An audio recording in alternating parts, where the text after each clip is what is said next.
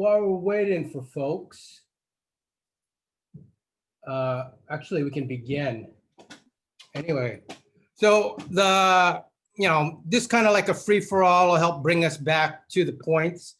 But this call is talking about the benefits of training in Hema and in Filipino martial arts.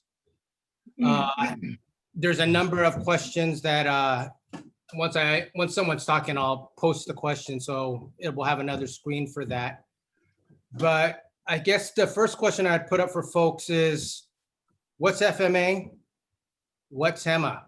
And try to listen to each other so we're not covering the same ground, but would someone like to articulate their opinion of what is, and when I say what is, actually, I'll just leave it open. So what's Hema, what's FMA? Should I go first?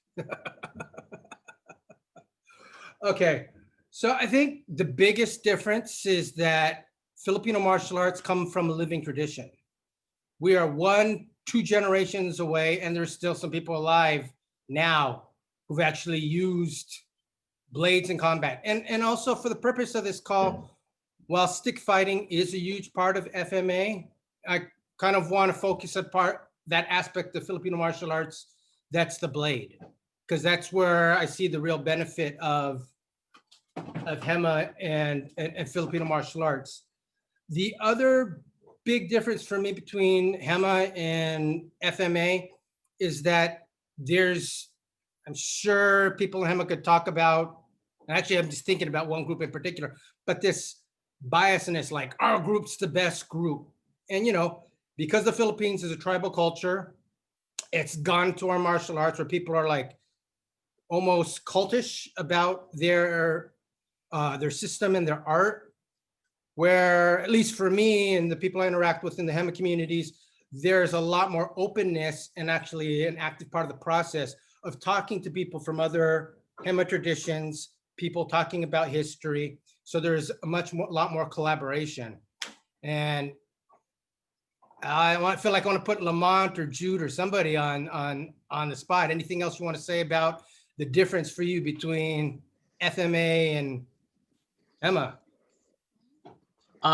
Well, my experience with it has been that there's a lot more, because the Hema community doesn't come with sort of built-in experience. It's had to develop it on its own, and it's forced to use sparring as a tool. There are some groups that literally run the book, and practice what the book says, but there's a lot of groups that, are using essentially a sport format to push their technique and try to figure out what doesn't work and what comes out and how those interpretations may apply.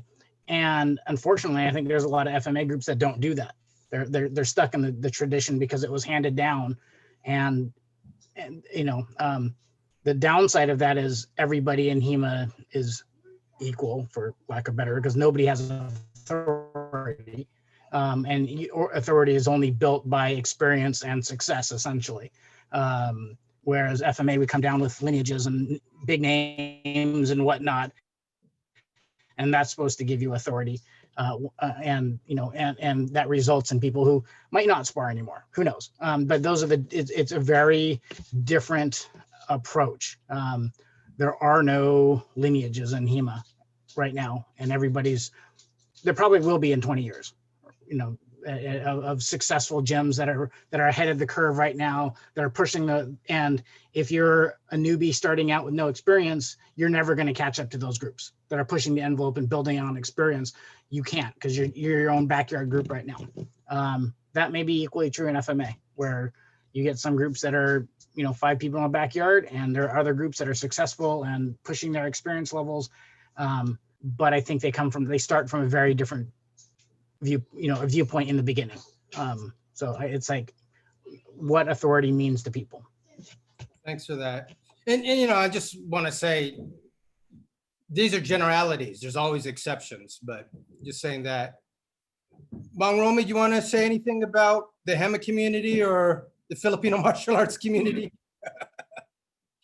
My main experience actually is in FMA. And the present FMA is an offshoot of a lot of reinterpretation. Okay, I see very little of the old eskrima that I saw as a child and a young man happening today.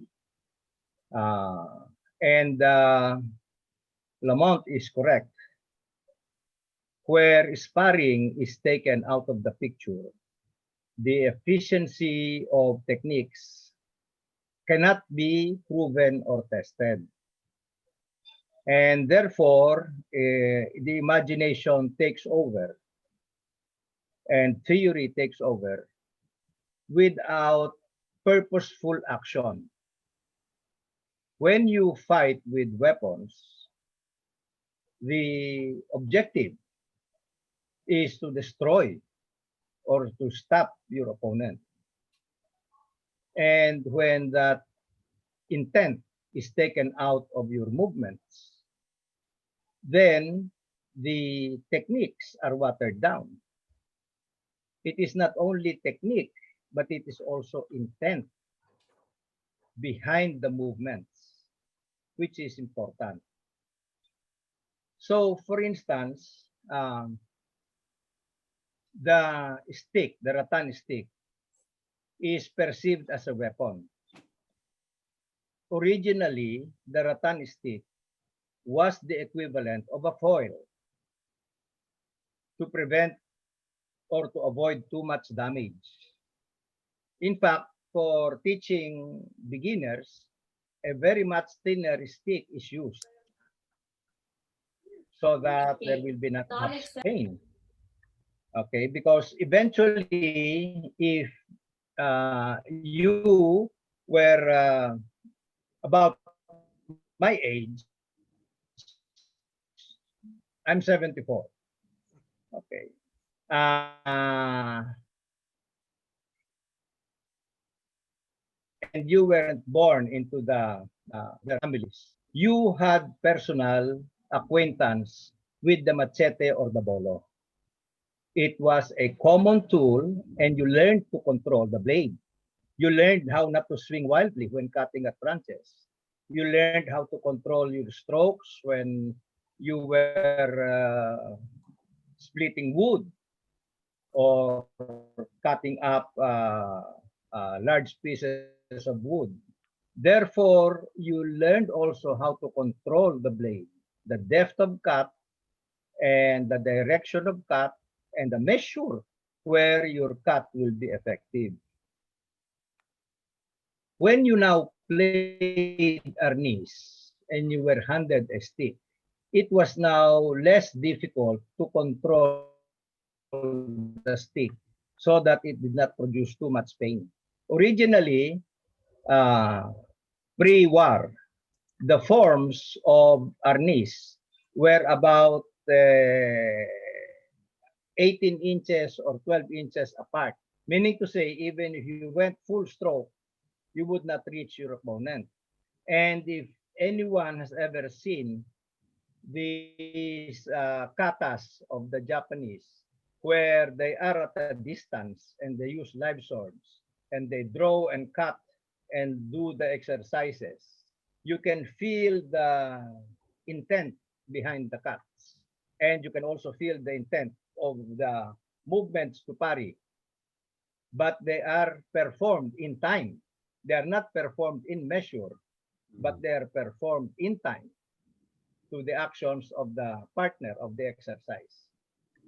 This was the same in the Philippines. The system still exists in some parts of the country, particularly in Laguna and Quezon provinces in the Philippines. This was to avoid hurting each other too much.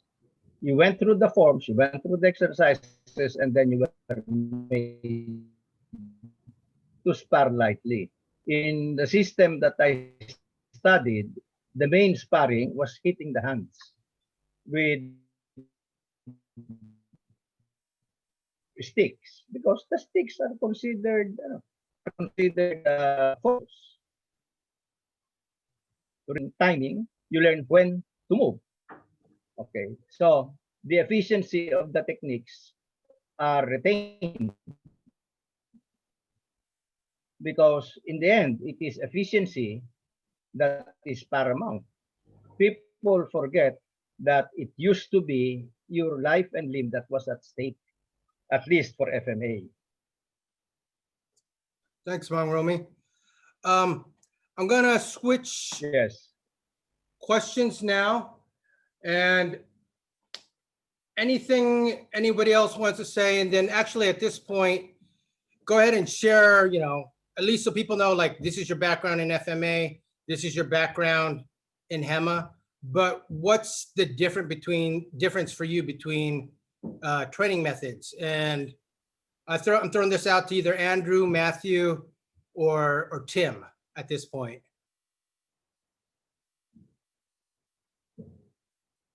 And it looks like it froze. Oh, go ahead, Matthew. So my background is 16 years now with modified Pangamut. It's a family style. It's come from a blend of different things. Pangamut from Felix Royales, and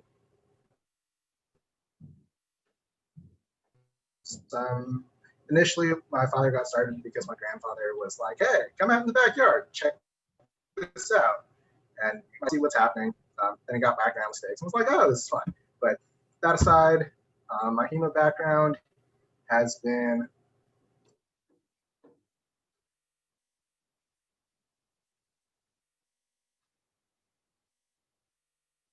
Looks like, I don't know if it's my 4 connection. years. And did we freeze again? Go ahead, Matthew. Methods. A lot of it comes to sparring and the types of drills that get done. At least in my experience for historical European martial arts, there's a large emphasis on measure. In a lot of the styles I've trained for, like hitting the hands, focusing on that, especially for sparring. But a large portion is things like different flow drills, disarms, countering in measure once you're there. Whereas I don't think I've ever gone through a fencing lesson that hasn't worked on measure and had that as a focus. Aside from that, Hema has a really collaborative sparring energy, I want to say. There's a big culture of everyone spars, but it's not always competitive. There's still intent. There's still focus with it, but it's very open. I've been able to spar with folks from schools all over the country, even some folks that have been traveling, and I haven't felt bad blood between folks. Because everyone's trying to recreate historical techniques, there's a lot more emphasis on discovering things and working. So that's just my experiences so far. Cool. Just an admin thing. I got a message from Jude that my screen is freezing. So is Jude or somebody else able to take on admin? Because I'm going to send it to you. That way, if I freeze, it doesn't affect the rest of you. Just raise your hand and I'm going to make someone else an admin and allow the continue. I guess it can continue without me. I don't think it's affecting anybody else. Yeah, I'm on somehow they put me on my gym's account when I clocked in. So I'm not sure whether they time me out at a certain time or whatever. So I don't think I can take over. Matthew, do you still have your extended account? I don't see Matthew anymore. I'm still here. Sorry. Okay. Yeah. So if you get made a host, would you be able to handle it? Yeah, my Wi-Fi should be able to handle it. If you wanted to transfer that, all right.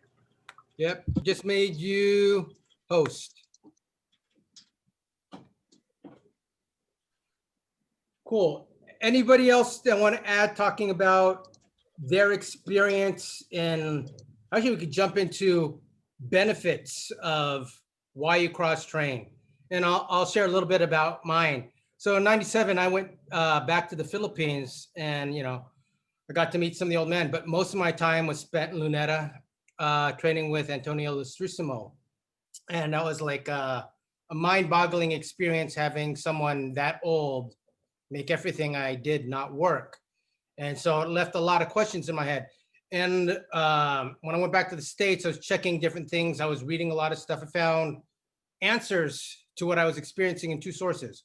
One was Chinese internal martial arts, a lot of things about structure, about quality of connection, quality of pressure, quality of intention. And the other area was the limited amount of Hema work. And in terms of, at that time in the late 90s, any writing about the blades, that was the only stuff I saw that matched with my experience in the Philippines with Antonio Illustrissimo. So that's what first put Hema on my radar screen. And could someone else talk about, okay, what got you into Hema and then like the benefits and that type of thing? And I'm looking at Andrew or Tim, because we haven't heard from you guys yet either. Would either one of you, you got to unmute yourself, Andrew. Hold on. Tim, you want to go with this or shall I? Looks like me. All right, let's see. My name is Andrew Samlio. I've been training Latosa Eskrima with Rene Latosa since the mid 90s is when I started. I started getting real serious about 2000, 2001. I wound up getting involved with Hema around 2010 after I moved up to Seattle and connected with a club up here called Lonin. I've worked primarily in the Italian tradition. George Silver has been a huge influence on me as manuscripts go. It's interesting that you sort of mentioned internal martial arts because I started out with Wing Chun, was deeply involved in trying to figure out whether or not Wing Chun was internal, Southern Chinese esoteric martial arts, and their relationship to like Chen Tai Chi and Xing Yi. As I was sort of trying to analyze, like, how do you develop great power and how do these systems that are notorious for being able to hit really hard and move really well, how do they get that? And as you start digging into that, you discover it's through weapons, which then pulled further into Eskrima, which then is how I wind up with Hema. And my early Eskrima experiences, there were people out of Europe who were already starting to do early, fairly crude Hema Western martial arts using what Rene had showed them, trying to dig into that stuff. And that's where I started working with, reenactor weight weapons, which are their own set of problems for historic interpretation. But when you're working with something 30% heavier, it does have some benefits in terms of body connection. Coming from that background, I'd had a pretty good background in Eskrima from Rene. His coaching approach is very much more what I think of in terms of the older Filipino approach, and that there's not as defined a curriculum. And this is the person in front of me, I'm trying to get them better at a thing. And that's different from many other approaches, but I think it's something that's well preserved in many Filipino martial arts and is not as well preserved in other martial arts. Coming to Hema with that's with a very different approach from what you see in most of Hema, in that most of what people are trying to do in Hema and in a lot of Western martial arts has been looking at what they understood as martial arts curriculums based on commercial martial arts of the US, and then trying to recreate those methodologies with the manuscripts. That is not, that's not where I came from, and that's not how I chose to train it or approach it, and that's not how our crew has generally tried to approach it. So I got to come into Hema from this, someone who, again, Rene has boxed a bunch, so like there's a lot of him like teaching like Eskrima, like empty hand and the lot, like you'd be in a boxing gym. And I kind of that's what I brought into Hema with me. And what I started looking at things there, and when you start looking then at manuscripts, knowing that that the old classical, not even the commercial methods of martial arts teaching that were current in the 80s and 90s and early aughts that influenced a lot of what are people formalizing as Hema were not necessarily, in fact, probably not how those systems were trained.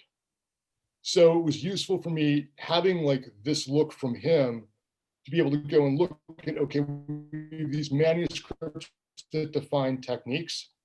And so now how do we get to pedagogy for that? Because a lot of the ways that people have wound up trying to train things are essentially variations in one-step sparring for a lot of it.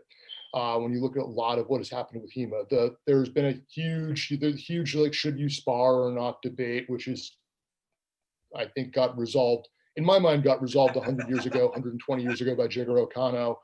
Like that we have to keep having that one really, but like on there, that is practical for that, especially some of the stuff that was flow a lot more of it than there are a few pockets where it still exists in their larger schools with that.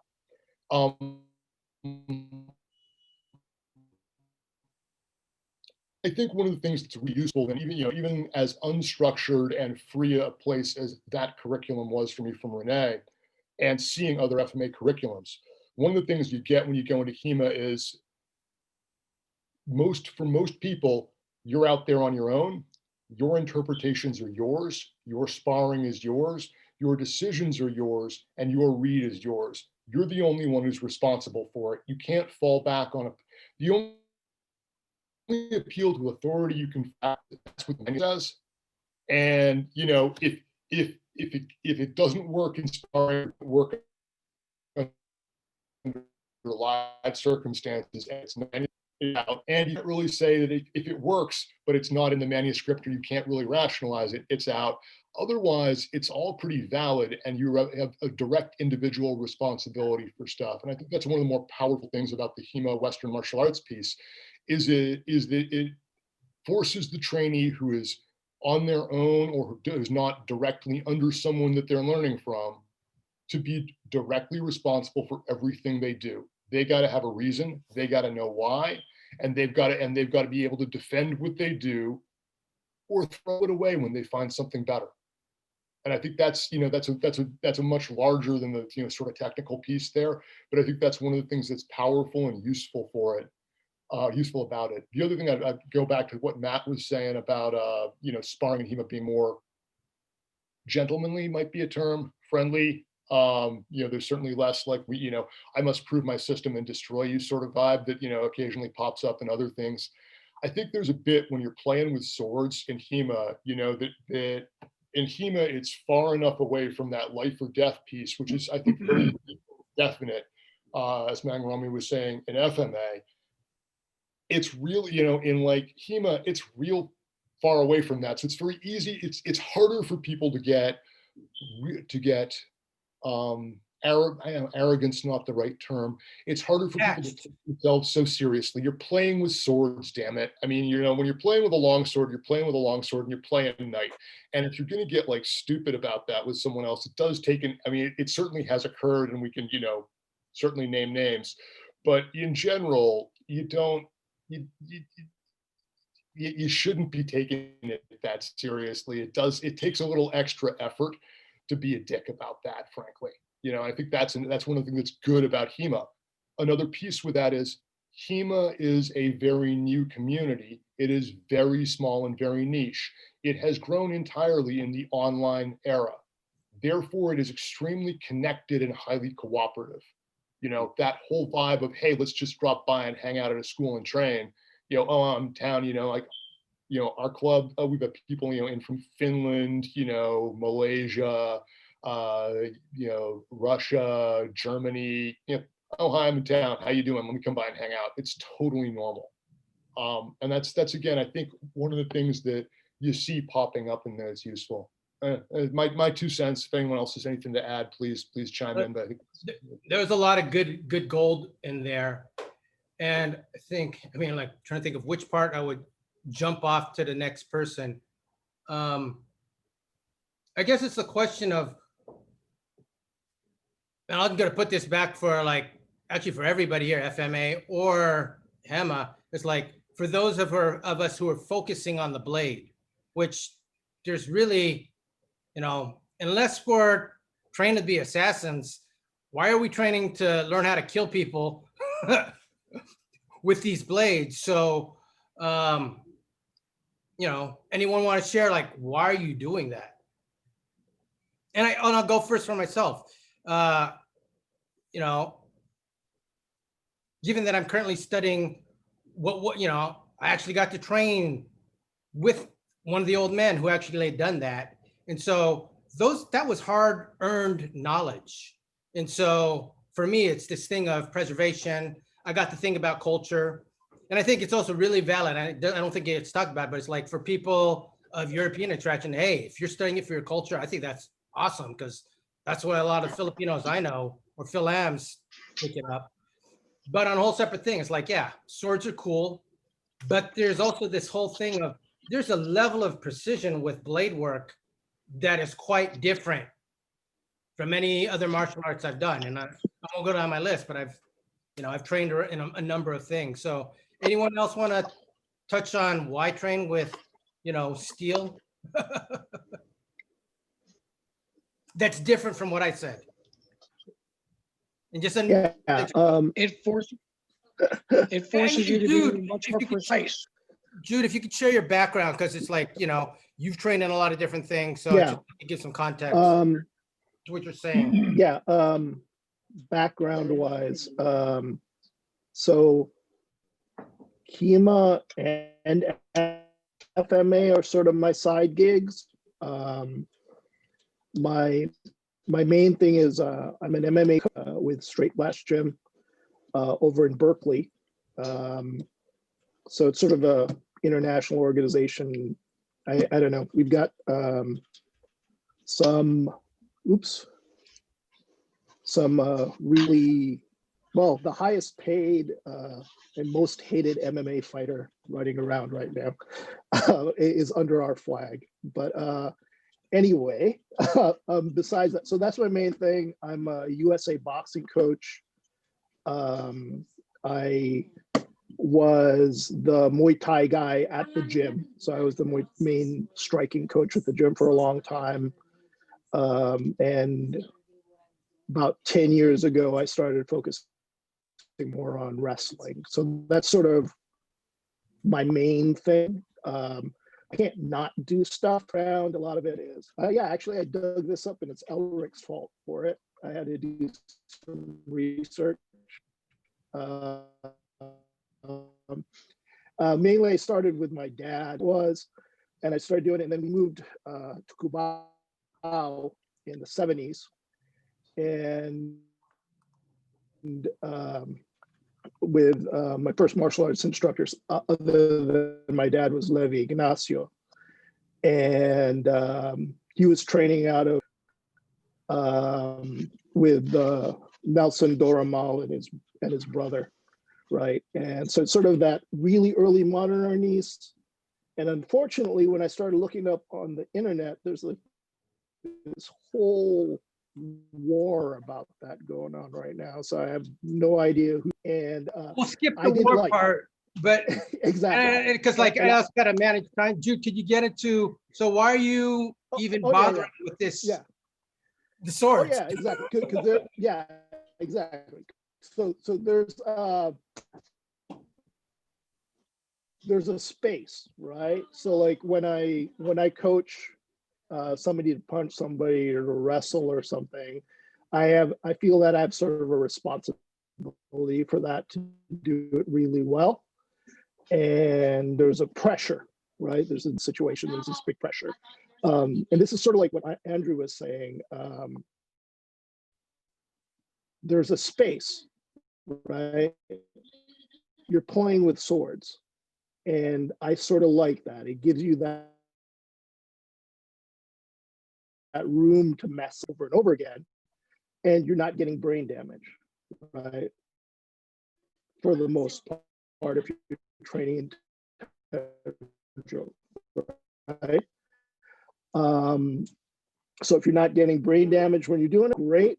Other people take it at a different level. but that's sort of my thing, right? I like that space and that freedom, inherently practical. And since I'm mestizo, the two heritages thing really resonates with me too. So I sort of like dig doing Hema and FMA. So that's sort of a neat thing for me. Cool. Thanks, Jude. Hey, Tim, would you mind tackling why? So it's like, for some people who don't know, Tim is known for translating one of the main Spanish texts and being an expert on, I guess you could call it esgrima vulgar, esgrima común. But, you know, and I'm saying your background for you, you know, but your real, what you really are is a Garimot practitioner, which is an arnis system from the Paete Laguna region. So what had you, I guess, play in both fields at the same time? What had you do both of those things?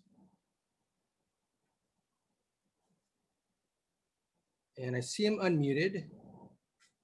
Yeah, I think it was. Can you hear me? Yep. Yeah. We can hear you. Okay. Video's not on. All right. Yeah, no, my video's off. Sorry, I'm in a place where I can't. You know, I was kind of interested in Filipino martial arts and trained it for a little while until I found Grey Arnis and just kind of instantly fell in love with it. The idea of the system really kind of struck me. You know, just the elegance of it, the way that it was all kind of put together, and how deep it is. And that kind of ties into like why study swords or blades or anything like this when it may not be that practical.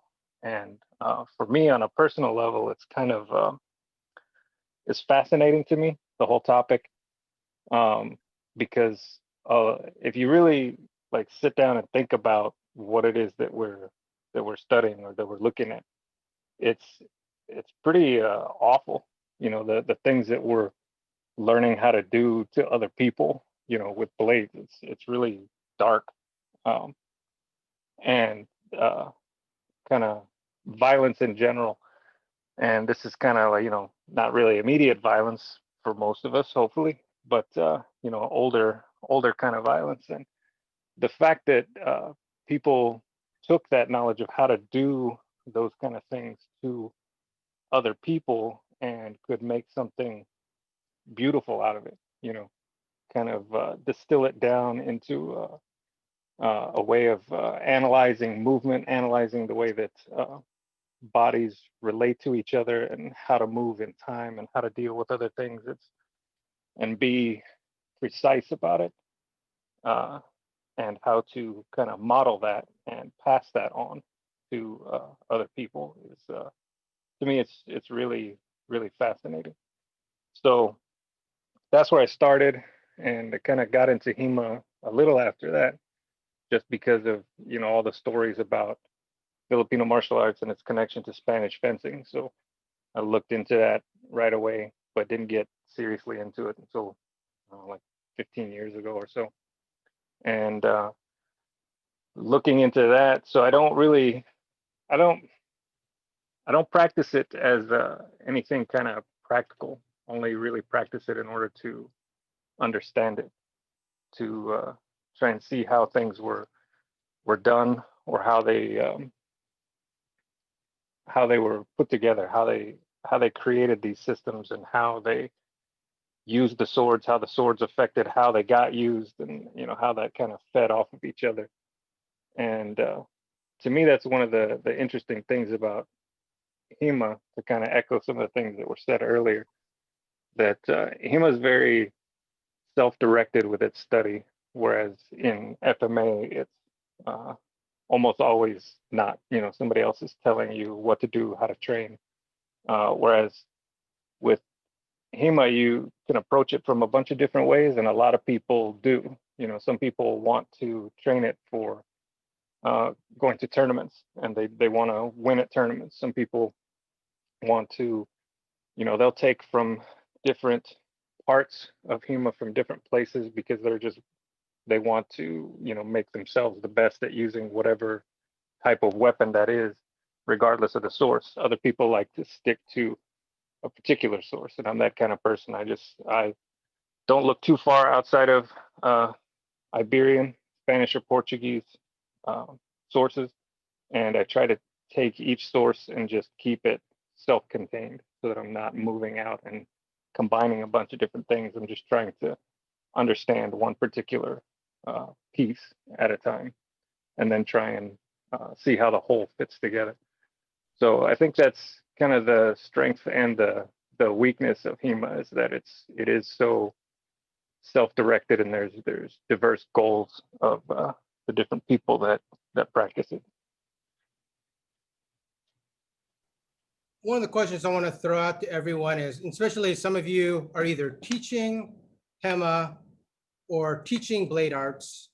And some, Andrew in particular, you've thrown one of the biggest West Coast tournaments. Wasn't me. That was my folks.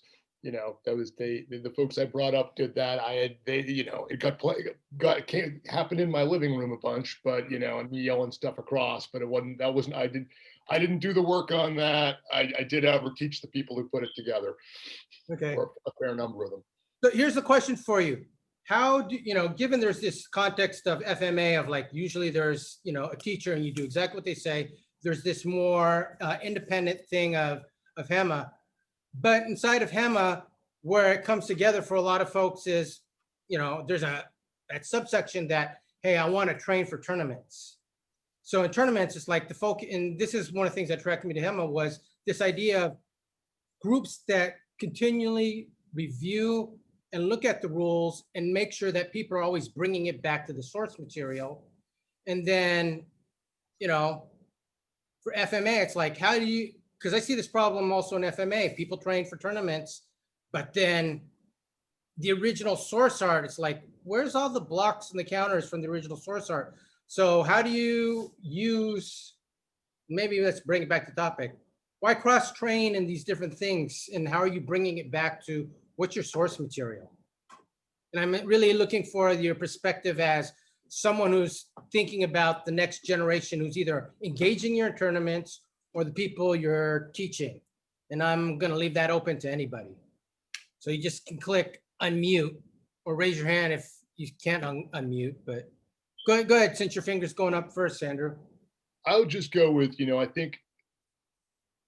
while there are people who are really enthusiastic about tournaments, and when you look at the tournament circuit, it is really important when you're coaching someone to know what the rules are, to have figured out, to have optimized your training for that tournament based on those rules, to have a corner guy or woman with your fighter, so who is taking care of the niceties, and there's a package of things you want to do to go get someone ready for a tournament, and that's for whatever combat sport you're doing. You're talking almost like a fight camp. That's one of the things we did up here quarterly from like 2013, 2014 through 2017 or so, to try and build, because the idea was to try and build a group of clubs that were affiliated, that were used to getting together and doing a 2-day and training and sparring to both bring up the fighting level here and to repair some political fractures that had occurred and bond some groups a little closer together. And now we have things pretty well set up. We're kind of, from Vancouver to Portland, if you, in the Northwest, if you want to go spar at a club, there's someone who will be like, hey, look, this guy's okay. You can go, he can drop, go hang out with these folks. So we did a bunch of that, and we, with the different instructors sort of coordinating workshops. So you had like 30 people in a place training for 2 days, and all trying to get this idea of everyone sparring everyone. Done a bunch of things to also bring up the coaching up here, which is a separate thing. I would say the thing the most useful thing is there are a number of things. One is there's no one set of tournament rules for this stuff. So the more tournaments people go to and the more different rule sets, theoretically, I think this is fairly valid, if you're a good fighter and you know what you're doing and you understand your material, it's going to translate across rule sets. If you're only winning under one rule set, then you've optimized for that rule set, and that's great, but maybe it's not, maybe it's not necessarily going to play out real well. I am, I am, fairly proud of the fact that the people I brought up, among the people I brought up is Beth Hammer. Aside from like dating her, she's done very well in women's longsword, but she's also done well now competing in bowhurt, both in the women's team internationally and in like basically one-on-one armored full contact, with that rule set. To me, that sort of speaks to like, well, that's a fairly robust coaching approach. She's able to wrestle, punch, use something kind of heavy and steel while in armor, and then do blossfechten. Okay, that's you've triangulated pretty well. So I think like when you're asking like, how do you keep from being too focused on the rules and not managing the source material, it's work under a bunch of rules and a bunch of different systems. And a bunch of different systems of rules and a bunch of different pieces of your art. If you're going to do Fiore, then you need to be doing dagger sparring. You need to be doing asymmetric weapon sparring. You need to be doing longsword sparring as if you were unarmored. You should probably be doing longsword sparring with like a rondelle on you where you can draw when you're close, though that's always a pain in the ass to rig up, and any decent hand, being able to grab a rondelle with like, most of the hand protection that you would want to do a longsword sparring match is a pain in the ass. And then, go and do, it's a weird rule set, but go do bowhurt. If you want to do armored stuff, it's probably a better place to do it than you're have a deeper field of better competition than you're going to find in most Hema armored stuff. And I'd argue that, now you've got a spectrum of things you can do. Within the longsword continuum, you've got long point rules. You have a variety of modified historical rules that have been used. And you've seen this, with the first strike tournaments that people have done, or 5 blows where each person may attack 5 times and no more, right? That are some of these historic tournaments, that are tournament rules that have been adapted. Again, on a micro level for just longsword, just playing under a whole bunch of different rules and having it so the rules change all the time and you're always having to accommodate means your approach has to be good. And you can't optimize as much. Might make sense. Just right off the top of my mind, I'd love to see people organizing in the Philippines for FMA tournaments or gatherings using old traditional methods of sparring. Now, one thing, talk about a number of times, like what's great about Paete is they continue to do their regional sparring. It used to be an entire large area, but at least there's still this one town doing it. But it'd be cool to bring back these old historical rules. And, people always talk about they want to get something uniform for all of FMA, but I think really if we look at the Hema community, it's like, no, there's beauty in having these different rule sets. And, I'm all for that continuing in the FMA. And someone like myself who doesn't want to organize tournaments, but I love organizing gatherings. It's like, let's spar under different rules. Anybody itching to share something else? Otherwise, I'm going to jump to the next topic and I'll just be quiet for a second. And no. So let's talk about steel. What is it to actually learn with steel? And then, and I'm asking you to take a moment to think about this question. Because, a lot of you have different backgrounds and things, whether it's sticks or other, empty hand stuff. But the art changed fundamentally when you picked up steel, at least it did for me. And there's a different thing of like going, bam. Or the first time you felt someone deliver even a controlled strike to you with steel, but with intent, it feels for me to this day, fundamentally different. There's a different sharpness and awareness, especially for people who spar, the danger level. Maybe not a lot of people know this, but there's like a Facebook group totally dedicated to photographs of Hema injuries, and they're like nasty ER stuff that, you don't see that unless you're getting injuries from sparring with steel. So anyone want to talk about steel and the benefits of training with steel? So, well, I'll say that we started. I've been watching the Hema community, but I started shifting. Well, hold on, you got muted, and then Mike will be next. Go ahead, Lamont. Okay, I started shifting towards it essentially when the gear became relatively easily available to play with steel. And for a long time it wasn't available, and then all of a sudden the Hema community became big enough that protective gear was relatively available and reasonably effective. I mean, as you weren't playing with lacrosse gloves and machetes. I mean, that's just not a good combination. So that was to me the big step. Before I got into Hema, I got into it for the gear, so we could play with machetes, not so that I could play with a longsword. I don't play with longswords, but the point was the gear was there to let us do something that's hopefully a little bit more historical than a rattan stick. Just can we get one step closer to what it might have looked like? So, Lamont, just curious, have you trained with both machetes, but also any traditional Filipino blunts? Since, for people who don't know, Lamont is both 19th century Hema and also Pikiti Tertia. Anything else you want to add to that, Lamont? That's pretty. I mean, I'll be the first to say I'm in there stealing Messer techniques to stick into my Pikiti once in a while too. So, but that's neither here nor there.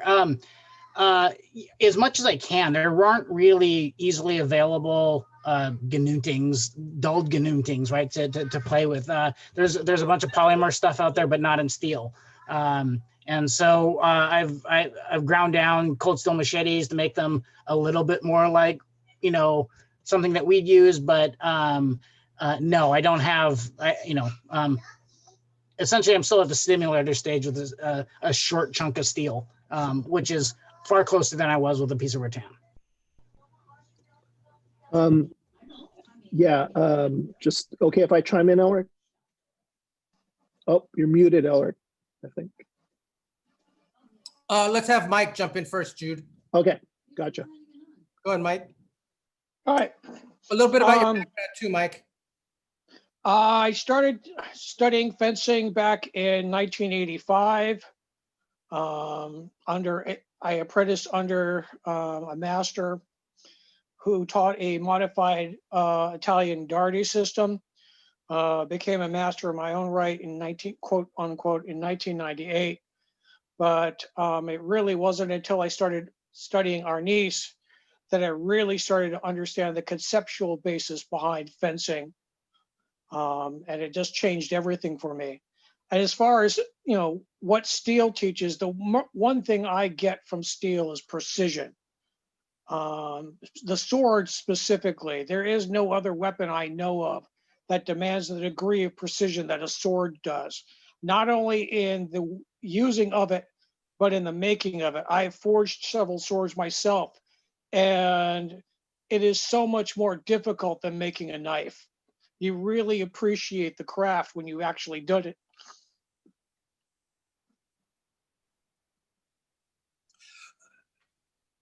Anything else, Mike?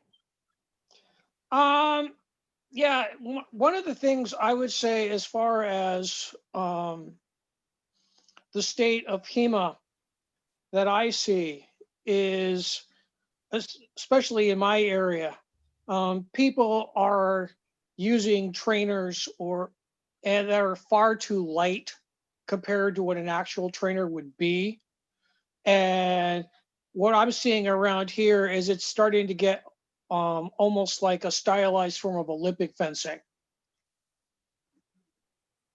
I understand the need for safety and the need for rules, but the whole point of doing this is to try to get it as close as we can to actually practicing it while still being safe. Yeah. I'll speak for myself. I mean, I'm enjoying 19th century Hema, and I'm studying that to get a better understanding of the historical context to how it might have influence different systems here in the Philippines, and not even like might, but it's like, you know, so I can really see the differences, because you know it obviously has an impact. But yeah, I'm trying to get back to the original skills and the original thing. So it's like, and that's like, you know, one of the big challenges, because even as a blunt, you can't make some of the traditional sundang, itak, these are the blades in the Philippines, safe. They are heavy. Just as bludgeons, if you don't have some serious armor, you're gonna destroy someone. You know, and you know, I'm actually nursing an injury now, and we were just using, I think it was like 750-gram arming swords, and just going through some drills. But because I'm not used to that weight and at that intensity, I was sore, and then I sparred, and then I pulled something when I sparred. So it's like there's it shows that in the olden days, people required a different level of strength just to do what they did. But I guess absolutely. my main point is, I'm one of those who's really going back for historical skill. That's my game. And you know, everyone got their own thing. Hema Philippines, I mean, I want to support the geeks who are just in it because swords are cool. But I think a number of us are really into the historical thing, and you know, whatever floats your boat, that's cool. But anyone else, I'd love to explore the steel first, but Jude, because Jude was going to be next. And then I see Andrew raising his hand, but if one else wants to go before, but then we'll let Andrew go. Okay. So I guess in relationship to Mike, I guess I would say I respectfully disagree to a large amount. Cool. What I would think would be, it's important, the way Andrew was alluding to triangulating rule sets. I think you need to triangulate trainers as well, because the Please whole define goal triangulate. is, oh yeah. So coming at the same problem with different sources, right? From different points, right? So one big thing that in my gym that we repeat all the time is you want to upgrade the software without wrecking the hardware. That's the big thing for us, right? So you don't want the injuries, but you still want to get the skills, right? You want to work the realistic weapons, but you can get more reps in with lighter weapons. You can get more reps in with padded weapons, but the padded weapons bounce, so they don't behave exactly like the steel does. But you can take that, and when you go back to steel, you take those lessons in and then you reapply them, right? So there's, you know, having training in this kind of a circle, right? You can go padded, synthetic, steel, right?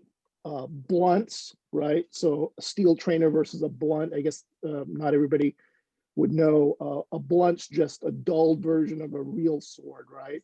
And maybe it actually might wind up being heavier because you have to thicken up the edge. So it might be heavier than a real sword actually. And then more of a training sword would be lighter and more flexible for safety. And those are historical. So fetters are historical, that kind of a thing. And the other thing for longsword, wasters are historical. So wood ones are historical, and those are ridiculously lighter than steel. And that's historical as well. So I think, I'm not saying that it's bad necessarily. I'm thinking this continuum of training, I think, is very important. I think, and maybe I'm covering your point, Mike, is that because I'm sparring a couple times a week, and all of my sparring right now is padded. And I'm doing that because I don't want injuries, but I'm also getting training time in with steel. And at this point, I mean, I'm going real slow because I don't have the armor to do it. I'm not doing my high pressure training with steel, but you know, as I get the equipment, oh yeah, I definitely plan to spar with it.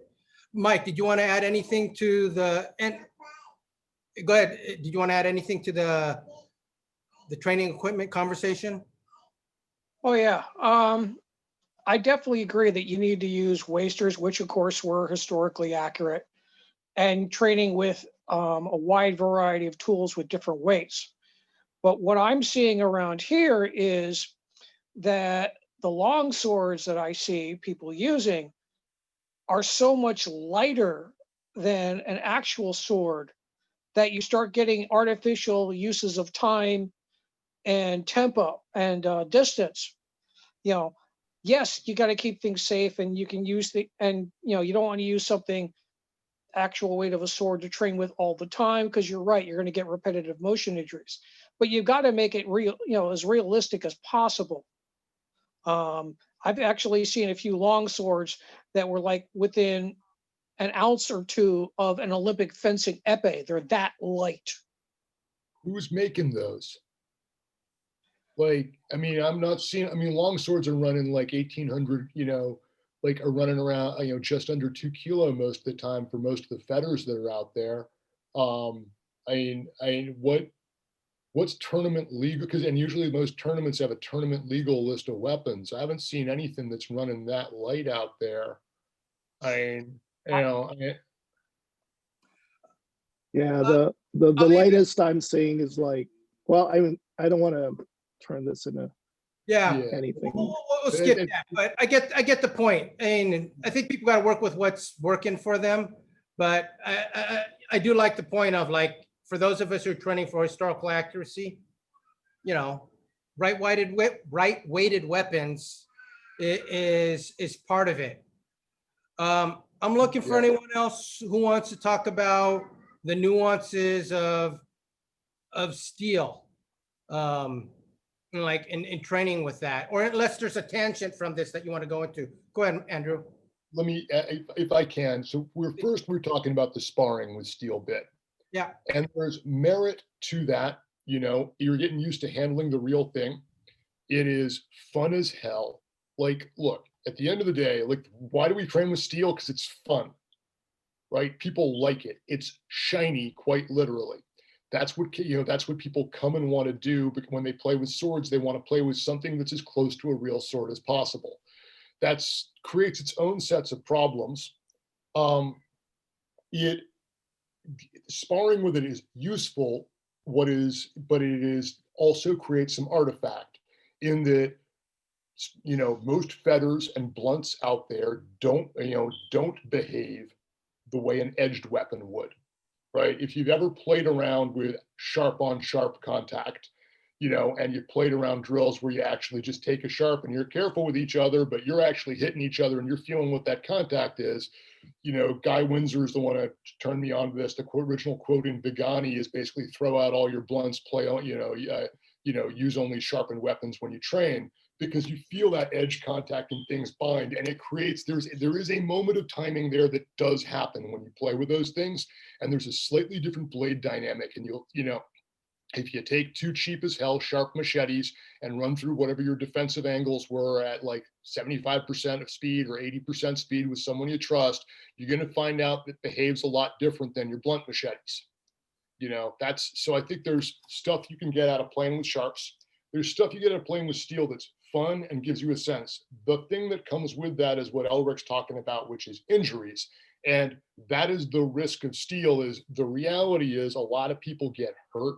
And you get a lot of people, you'll see a lot of people who go get their shiny steel kit and want it way before they have any ability to manage it.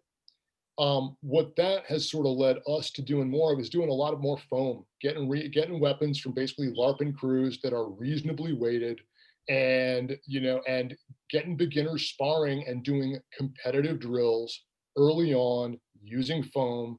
Having, running like a once a week sparring practice where it's, 2 minutes on, 1 minute off, 45 minutes, and you're just rotating through and you're just getting rounds in. So I think like the steel is really useful. I think steel is, especially when you're dealing with sharp steel, it changes your focus and it does some amazing things for changing your mentality. You get this thing where all of a sudden it's serious and you got a mindset like a butcher, and particularly like shadow boxing with it. You're thinking, I mean, for me at least, that's what I was doing earlier.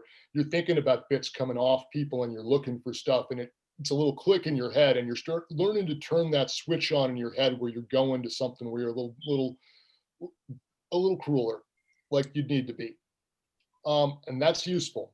Blunt steel, I think, has some fun stuff to it, and it's also useful. I think blunt steel is also, and blunt steel sparring is a shiny object.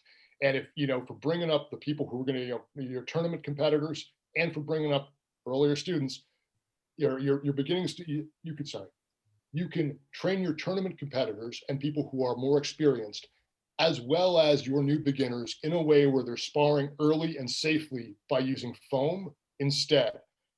And synthetics, I just think I have precious little use for synthetics. It's essentially blunt clubs that bounce a whole bunch off one another. I mean, I think that was an interesting idea for a few years, and I have little use for them.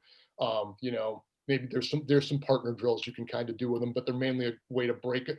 They're a way to like bludgeon each other with, in a slightly different injury pattern than you'd get with blunt steel, and with really weird bouncy mechanics when they bounce into each other.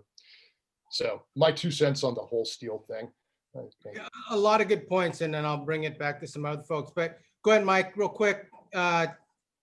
Share. Yeah, to pick up on one of Andrew's points, in my experience, when you actually train with sharps, there is a whole nother level of awareness that you have to have. I can't describe it really, but when you play with them, slowly with, again, like he said, somebody you trust, there's a whole nother dynamic to it. It's almost like, entering the Matrix. That kind of level of everything that's your environment around. And you don't get that even with blunts. You really don't. Cool. I want to touch on 2 things, going actually this could apply to FMA or Hema, but I always tell my judo story. I got up to a brown belt. I was training with a current Olympic coach, but it was a college club. But, I was getting to the point where I could tap out black belts in the class. But I also got to, I remember the first time I got to spar with someone who at the time was number 3 in the country in his weight class. And he was about like maybe 10, 15 pounds more than me. But the point is, at contact, he would tell me, which direction do you want to get thrown in? I would tell him beforehand. He had to fight for the grip, which he got really fast. But at touch, I was flying in that direction. There was that night and day difference in skill level. In my opinion, right now, that kind of difference in skill set level is rare in FMA. A lot of us are equal, but that wasn't the case before. But there's some lineages where there's still people like that, and then there's people who remember that and are able to hold on to some of those lessons. And I hear about there's some people out there in the Hema community that people like, yeah, I got destroyed by this person or that person. The other thing is, and you guys were talking about the live blade training, there's a tradition about doing that. And actually, with one of my early instructors back in the 90s, I mean, I had to get stitches on this finger, and that was like, he pulled it, I pulled my hand back, but it cut to the bone. I'm lucky I got no tendons or ligaments cut, but that was from doing what you were talking about. And we were probably only going 60% speed or maybe 70, I don't know. But there's that momentum of the blade that brings the sharpness up another level. And I'm putting you on the spot, Mang Romy, do you want to say anything about live blade training? Yes, can you hear me? Okay. At least in my island, Luzon, there were several stages of training. In the first place, most of the students would have been familiar with short swords as farming tools, as agricultural tools, and for light types of construction. So they were familiar with the weight of steel and the way that steel behaves in the hand, because the center of gravity, the density, the mass of steel is very different even from the hardest and densest hardwood. So the student is introduced to sticks and he learns the movements. And then he is made to spar with the midrib of a banana leaf, which weighs almost twice as much as a rattan stick. And they are taught to spar with these banana midribs, and they have a certain amount of force that will produce contusions. But it splatters because it is waterlogged. So you are taught not to parry, not to block, because your banana midribs will break, will bend. And after this, you are introduced to sparring with sticks. After that is a process called paglilinis, meaning to say cleaning up. Your teacher uses a sharp. You are given a blunt. And he feeds you cuts, and you're supposed to take them properly according to his system, to his technique. And when your teacher is confident enough that you have gotten the skill to use a steel weapon, then, and if he really trusts you and you're like a son to him, or he's really very confident of his own abilities, which you hope he has, then the student is given a sharp. And they go at it 1/4, 1/2, 3/4 speed. The cases of edges biting into each other, if the movement was done incorrectly, because there is a way that we use blades here, where we avoid having the blades bind into each other. It's not simply hitting the flat or using the flat, but it is specific angles of meeting the opponent's blade, which make the edges glance off each other. So anyway, this would be the stages of training. What it gives the student is a feel of his learned techniques using different weights and densities and handling characteristics of various tools, so that eventually he becomes competent in using a sharp. And I would like to mention that during those days, there was no armor. And some cuts were always unavoidable. The sparring was basically limited to hits to the arm, the hand, and sometimes the body with sticks. And we didn't need to use computers that time, so it was all right to lose a fingernail every other week. So this is the kind of serious training that would be undergone. And some parts of the Philippines, some parts of Negros, some parts of Cebu also use these types of approaches. But in general, in the Visayas, they played with sticks. And then if the teacher was really very serious about his student, then he introduced him to a live blade. It was also called paglilinis. Pagtinlo in Ilonggo, in the language of Negros and Panay, Hiligaynon. So that's about my contribution to this subject. I wanted to make a short statement. All of these exercises, which we enjoy so much, for me, has a final objective. It is to teach the brain. It is to condition the brain. Because when we walk, 80% of our brain is used up. And the faster we walk, the less we can talk or carry on a conversation. So complex movements or movements which require precision, which require competitiveness, train the brain to be sharp, to be perceptive, and to react quickly. And for me, as a manager, this is very important. In management, you have 5 minutes. You may even have a whole day to make a decision. When you're sparring, you have milliseconds. And it trains the brain so that your ability to choose the best decision is developed. And I'm finding out as I grow older that this has been quite beneficial.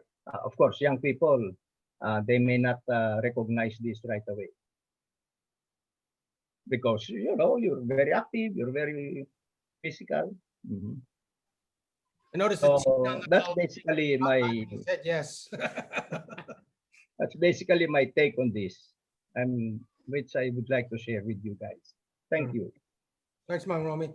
So we got the conversations about the edge, a little touching on blade angle. One thing that I'm noticing, because I'm going deep into practices with measure, and so one thing about Filipino blades is they tend to be short, and there's historical reasons for that. Even though in the 19th century, there's a decent number of blades that are over 30 inches that the Filipinos using. That's, my hypothesis, that's directly connected to the influence of the number of sabers that were in the Philippines as a Spanish military group. But in exploring techniques, the idea of the connection of weak to middle to strong, it changes the techniques. And I was wondering if anyone else wanted to touch on that, especially those of you who have specialized in different types of single blades. I'm thinking about Lamont or Andrew and anybody else who's focused on single blades. And I'd also say I've learned because I enjoy longsword. As I play with that, it's interesting to see how things play out differently with the amount of blade contact that you have. Kevin, we haven't heard anything from you. Do you want to say anything? Yeah, no, I was actually going to say something. I think so. Kevin, Matt Lawrence is also in this call. Say again. Share a little bit about share a little bit about your experience. Oh, sure. People know what weapons and.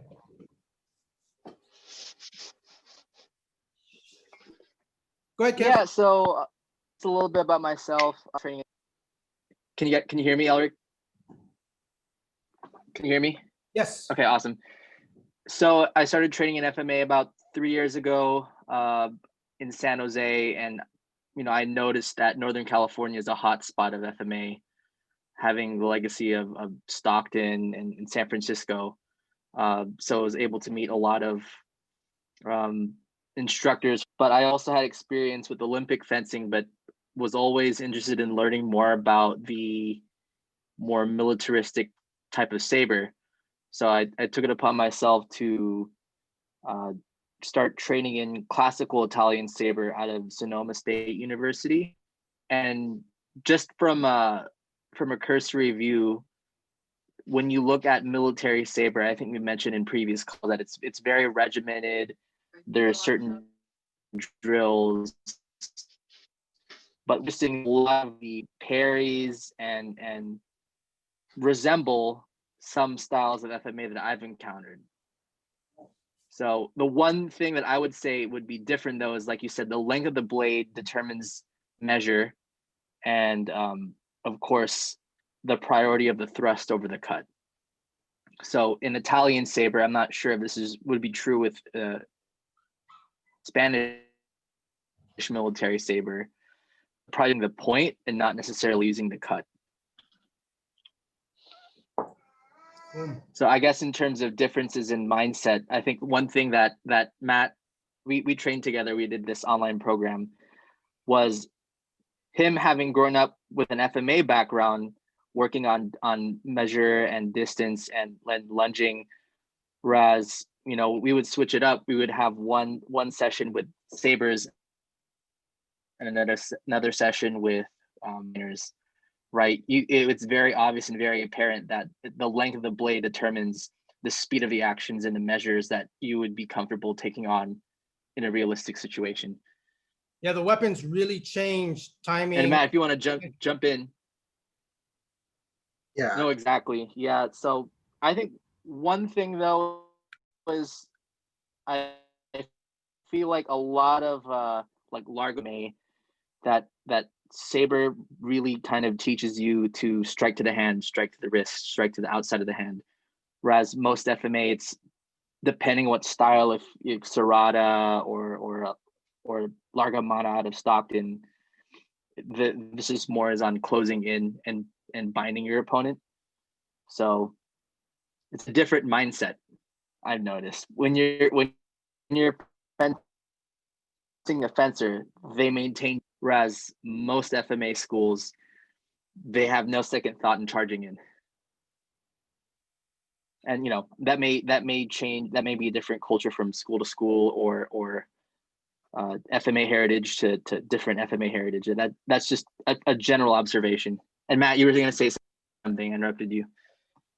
Yeah, I was gonna just chime in on the weapons, and that really changes what you feel comfortable with.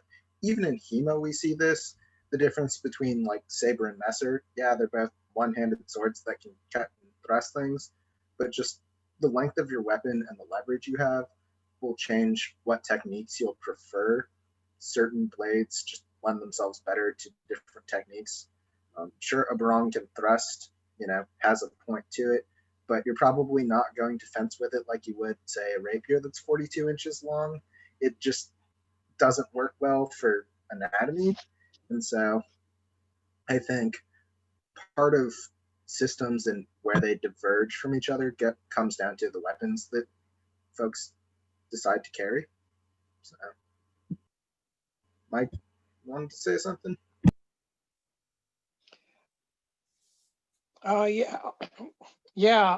One critical thing you always have to look at with any form of sword is its balance. The balance is really going to determine how you can use it and how that particular sword will manipulate time as well as distance.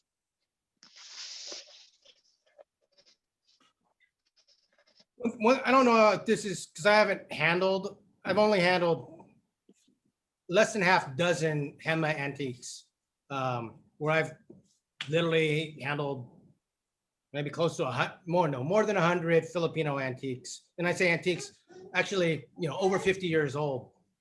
And there's blades where if like this is the blade, the center of cutting balance is like, if this is the grip, it could be way low on the blade. You see those big bellies. And so it's like how you fight, how you control measure.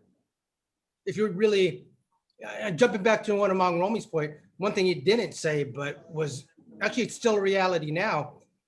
Some people have to kill with the blade every day because that chicken ain't, you know, it's not coming from the, you know, so it's a whole different thing to have that relationship with the blade and how are you going to stab? How are you going to slice and cut kind of thing?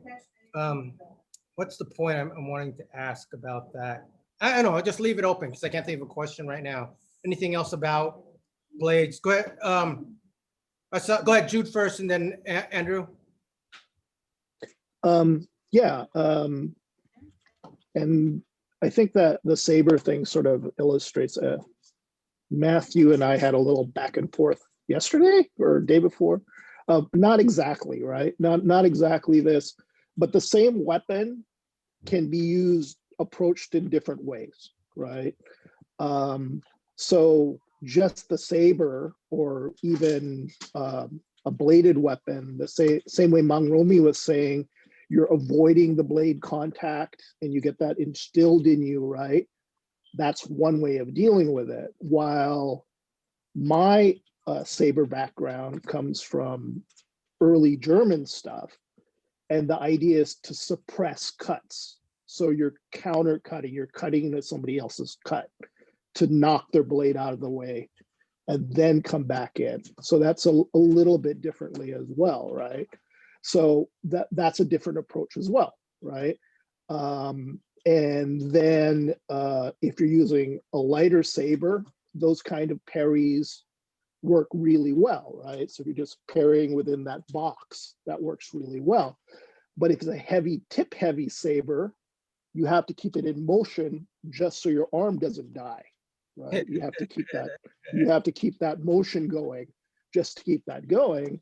And then that goes down to even the range of the weapons, right? Then you have smaller, light, quick, agile sabers like the briquette saber. And then those things are amazing. So almost everybody I know that's had a Filipino martial arts background that's messed with the briquette saber really loves those things because of the way they handle and the fact that it has so much hand protection on top of it. So, you know, that kind of approach I think is useful too, because when you approach the different sources, right, they're functional approaches, but they contradict each other sometimes. I think people don't realize that, you know, historical military sabers, I mean, the weight difference that it encompasses, we're talking about some of those blades are 2, 3, I think even, 4 times as heavy, because we're talking about the lightest were 300 grams, which shocked me to find out military sabers that light, that's 10 ounces, up to 2 kilos, which is 4 pounds. So night and day difference of what you can actually do with those things. And also like some of those blades were like, you know, duller on the bottom, and, you know, sometimes they were bespoke, like some people sharpened the back of the tip of the saber, and, you know, some of them were only on one side. I thought I saw, did you go ahead, Andrew? Yeah, two things I wanted to throw out there. One, where people were talking about measure and cutting the arm a bunch, and hunting the hand practice is something I've done for my Eskrima practice a bunch, and I've actually brought to my Hema practice, and it's one of the things we do to teach measure, and I think is a great way to do it. What I'd say is when you see that pop up in saber, and this is, you know, and when you see that pop up elsewhere, when you have that ability to play measure and play on outside range, that means you have the time and space to do that. And when you look at the systems that close through and want to be inside and solve a problem, they often are dealing with situations where you do not have the time to hang out outside long. So you want to get really good at those skills and you can use them, but you don't get that 30 seconds of dancing. And you may not have the space to do it, particularly if you're doing something which is no longer one-on-one. Because if there are 3 of you and there are 5 of them, and if you decide to go, like, you know, you decide you want to take a little trip over here, A, you're exposing your flank, B, you're breaking yours to the others. And I think especially when you start bringing up like Largo Mano, you know, Leo Giron has stories about what his, you know, had stories about how his group functioned in the jungle and how they used small unit tactics. When you look at historic manuscripts, you'll see, you know, Fiore, none of his footwork goes outside of a 45, you know, or very little goes out of a 45 sphere here, as if you were working with people next to you and you could not like break your line. That's different than if you talk about dueling systems like later German stuff, which is spring to the side and let me find a 90 here. That's great if there's one person and you've decided to have that happen, but it doesn't play out so well the other way. And I think that's just something as we look at historic stuff and you sort of go, well, why does that person do that? Or why is that in that system? It's like that really is I got, you know, 2 seconds to head that way. And I got this much of room to make my angles, and anything more is a luxury. So learn it. That then gets into how do you start to train that? That's constrained time and space and sparring. Cut the rounds down, cut the space down, manipulate all that. There are all sorts of games you can play with that. The other piece I was going to say, just sort of talking about individual weapons, this is one of the things that really struck me handling Sundong and Moro Kris versus handling, say, a Barong, is, you know, Fiore talks about the 3 rotations of the blade. And he never says what they are.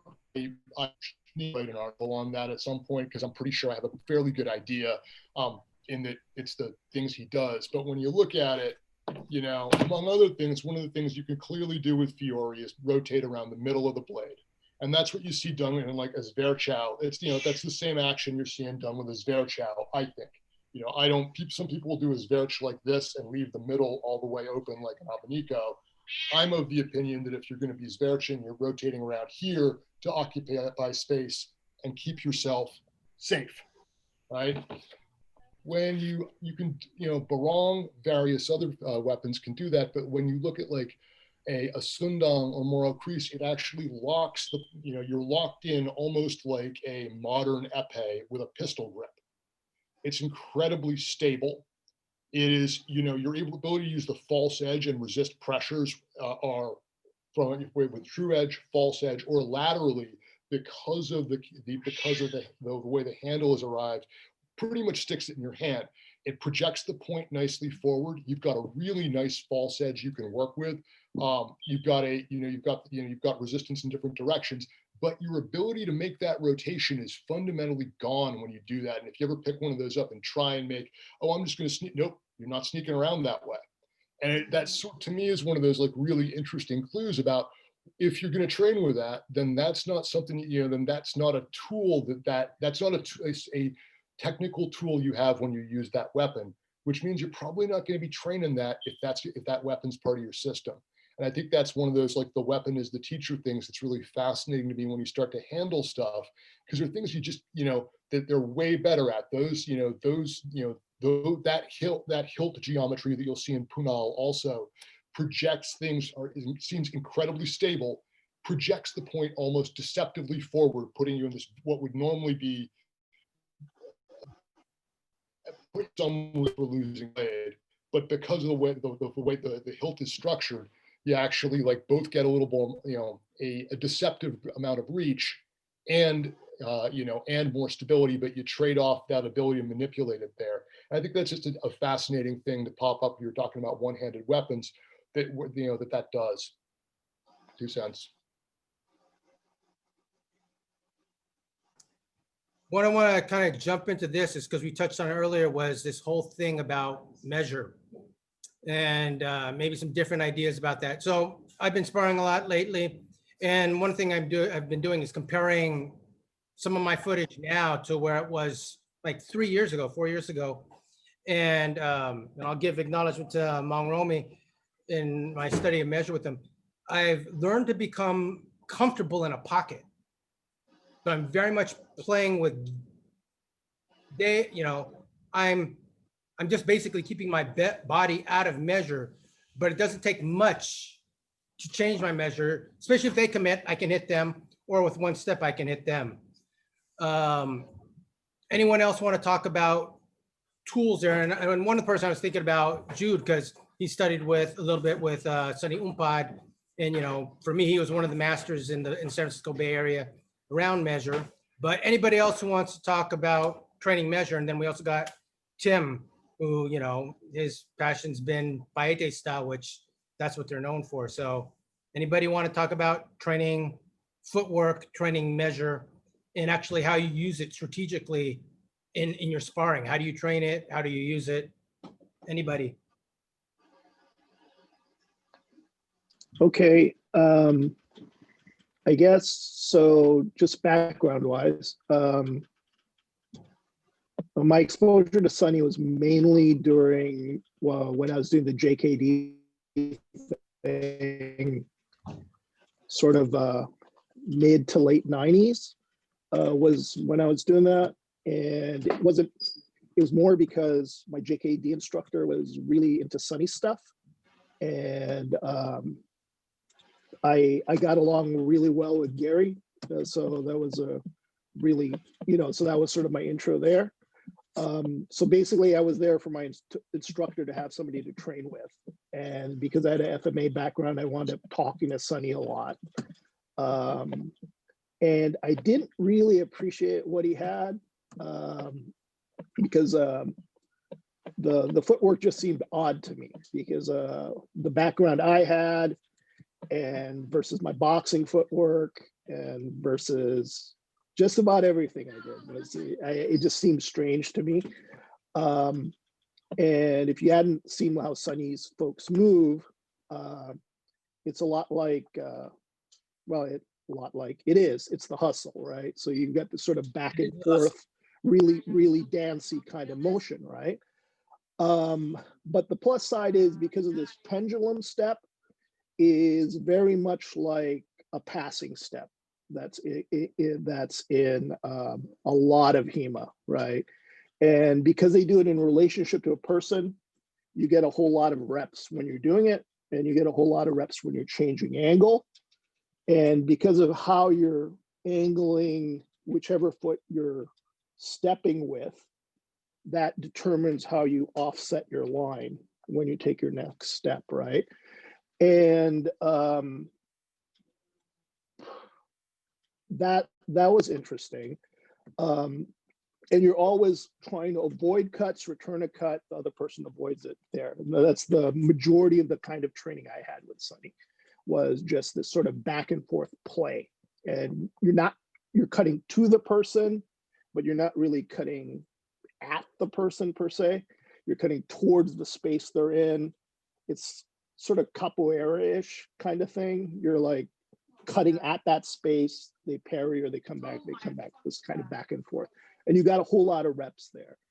How that applied to Hema, it didn't really affect me as much, but it's affected some other Hema folks. I think Andrew can speak more to this. So I don't know whether Guy was a convergence or whether it was an influence, or I don't know. But Guy's background's Chinese. He's done met some Filipino stuff, but he's coming out of so that's exactly. So the turnout, right? So that lead foot turnout thing is in a lot of Chinese martial arts, right? So you're shifting your weight as you turn off that front foot. So you're opening your hip as you step. And then the same thing as you're going back and forth. And then Sunny's folks do that a whole lot, right? The European side, it's, I guess the closest thing you get, it's a ballet turnout. That's why I use that term. I was trying to find out where it actually might come from. It's probably ballet, because the fencing departments in colleges in Europe, at least towards the 19th century and on, hang on a second. Oh, okay. Okay. It's okay, Jude. Okay, sorry. Yeah, she's getting into this game. Okay, so so the fencing departments in universities, 19th century and so on, were adjunct to the dance departments. So I think that's where a lot of that kind of footwork comes in. And as far as keeping measure, at least with Sunny, is you have this sort of back and forth thing that's going on, and you got a lot of reps doing that. As far as, I think it's a lot the same like the Lastico stuff, except they'll cut angles more. I think it's a lot of difference. And then you just get a lot of reps and used to things coming at you at different angles and moving out of the way. Can you reach the person with a little movement as the cut passes by you, and that kind of thing. So that's mostly what I did. I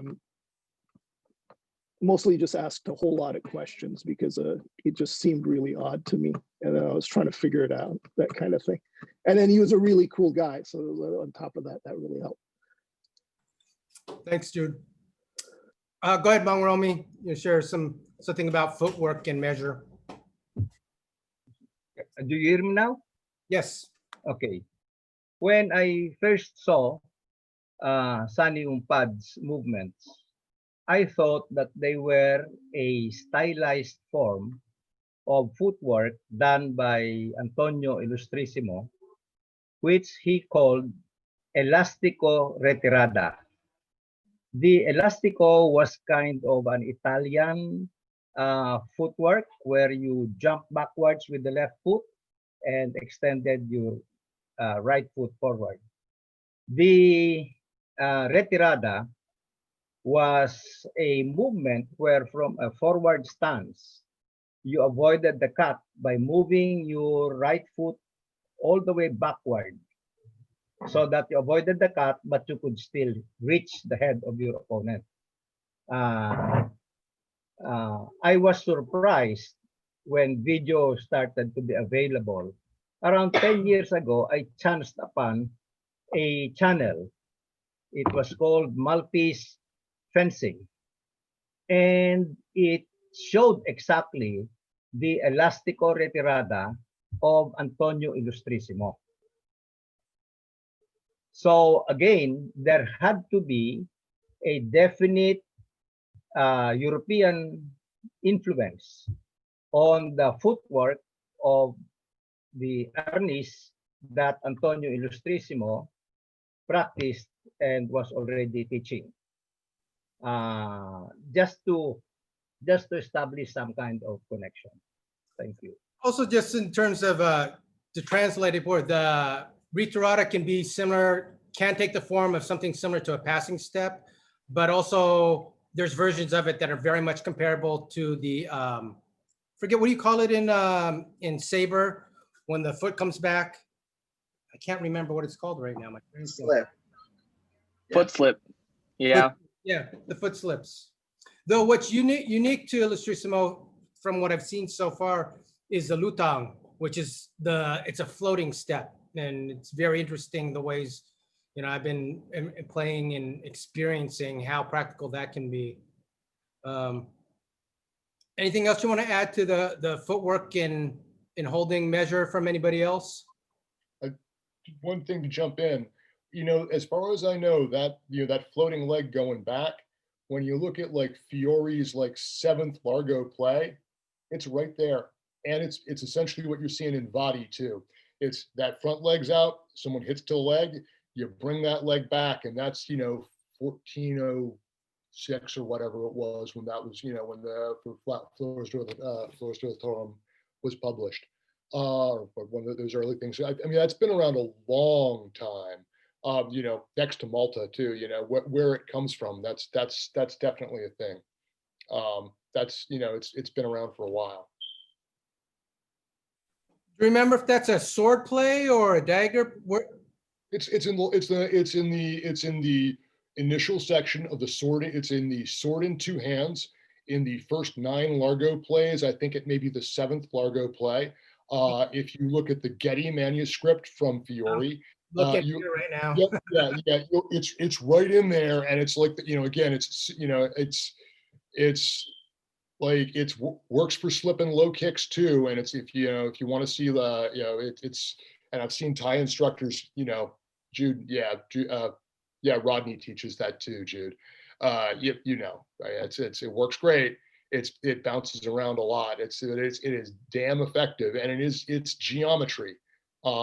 You know, I don't know if that is propagation or convergent evolution, but it is, you know, it's definitely from a Hema perspective, you know, third oldest manuscript, it's there. Yeah. Interesting stuff.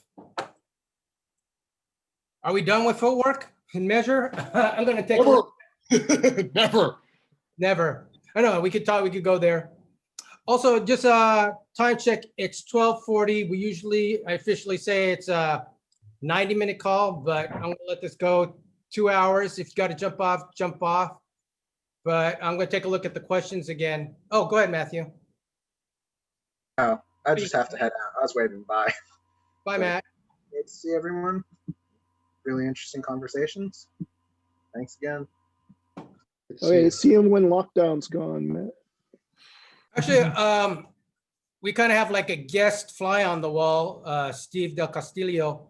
Steve, do you want to ask any questions of the group? Anything that's present there for you? No, I'm new to all this.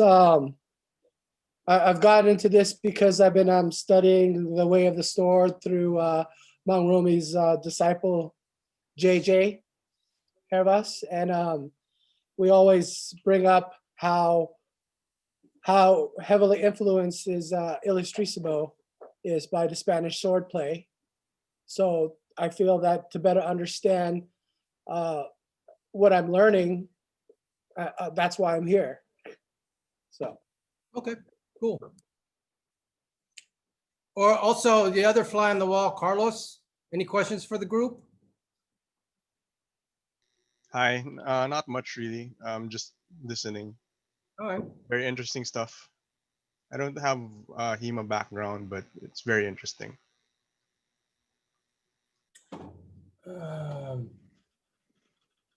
Oh, here's one of the questions that came up. What misconceptions did you have about Hema or FMA before you start to explore both, or before you actually start to read about or actually practice the other? I don't know if that's relevant to this conversation, given where we've been going, but I think it's an interesting thought. I think sorry, go ahead, Jude. No, okay. Yeah, so I came into Hema relatively later. So my biggest misconception was I thought it'd be negative nerdy in a bad way, as opposed to positive nerdy. I think that would be it, because I had seen some people like in the early 2000s, I think, like Andrew had mentioned, sort of this proto-Hema kind of thing. And I was not very impressed at all as to what was going on. I was like, yeah, whatever. And then Society of Creative Anachronism groups in the Bay Area. Yeah, well, that kind of stuff, right? And I'm like, okay, whatever. I'm not going to disparage anything that gives anyone joy, right? So, that's cool. But I thought it would be more like that. But then I started seeing people with good gear, sparring, level of competition is going up all the time. Lots of different good rule sets. Andrew's group was finally able to do a continuous sparring rule set for Hema. That's safe, so that's brilliant, I think. No one went to the hospital last tournament. No one. Yep. And it's continuous sparring, so that's great. And then they clarified the scoring from the previous one, so it's really good. So everything gets bumped up all the time. So yeah, that was my biggest misconception. Is like I didn't really think that there was anything there other than, well, I'll just check this out and I'll just try it out for a couple of weeks. And then there were just more and more layers. It was like peeling an onion. And then when I started actually talking to other Hema folks, I was like, wait, these guys may be into all this other stuff, but they spar, they train hard. That's pretty good. That kind of thing.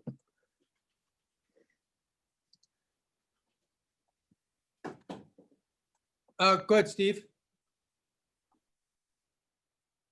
Quick question. Hema started getting more picking up popularity within the last 10 years, correct?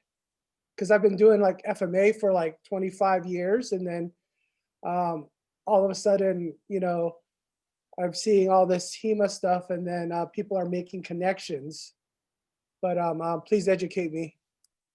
It's been going on. I mean, some of us saw the stuff. There's the proto Hema, where folks were doing, there's actually living traditions of classical fencing where they were keeping alive whatever they were able to keep alive, and they were doing something different from the sports fencing.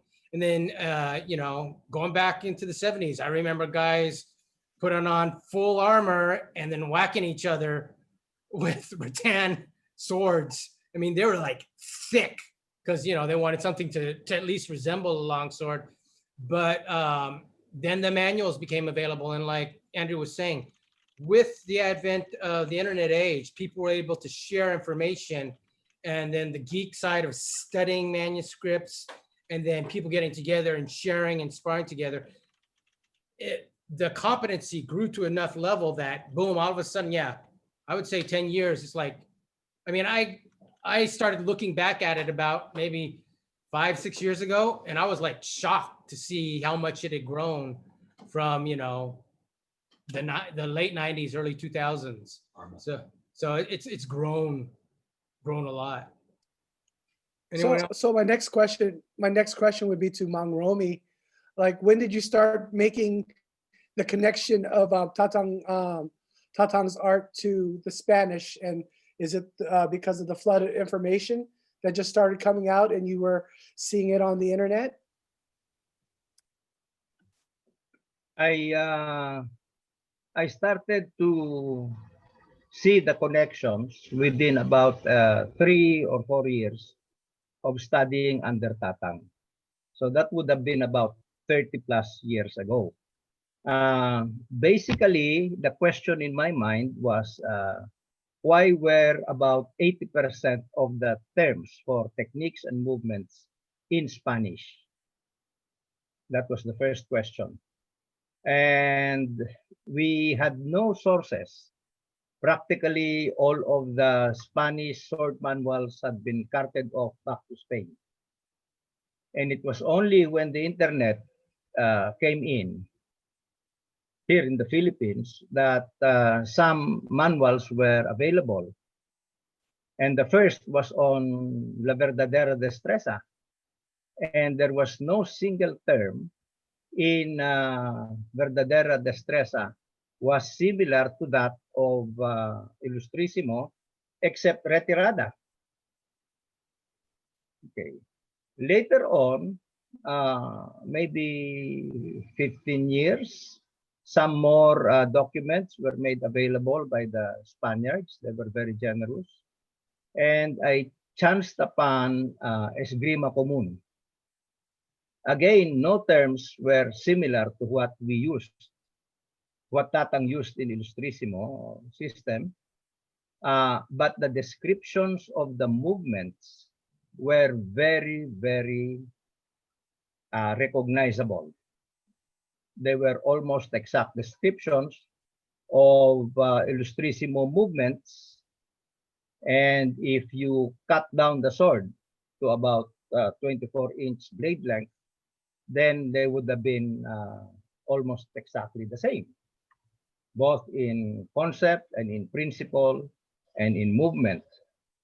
And then much later on, there was material on the saber. And again, there is a set of movements called media fraile, which meant half friar or semi-friar, and apparently the friars played saber and small sword in the convents, and the Filipinos watched them, and so some movements of saber were incorporated into the Ilustrísimo system. So there's a very, very strong European or Spanish influence into the older FMA. That's why I defined FMA as European influenced sword work. The farther back or the deeper into the hinterlands of the Philippines you go, you will find old men still moving in very recognizable footwork and sword movements, which are recognizable as of European influence. They may not be exactly the same, but they have the same efficiencies. The difference is the Philippine sword has a blade length maximum 24 inches. The typical measure is from the point of the shoulder to the wrist, and that's a short sword. I will not say that the Moro arts are FMA. Far from it. But the FMA, the Arnis, is very, very similar, except that if you go up into the mountains, the European influence gets less and less. So it can be some kind of a home-cooked, home-brewed system derived from hunting and tribal warfare. But the coastal settlements that were administered by the Spaniards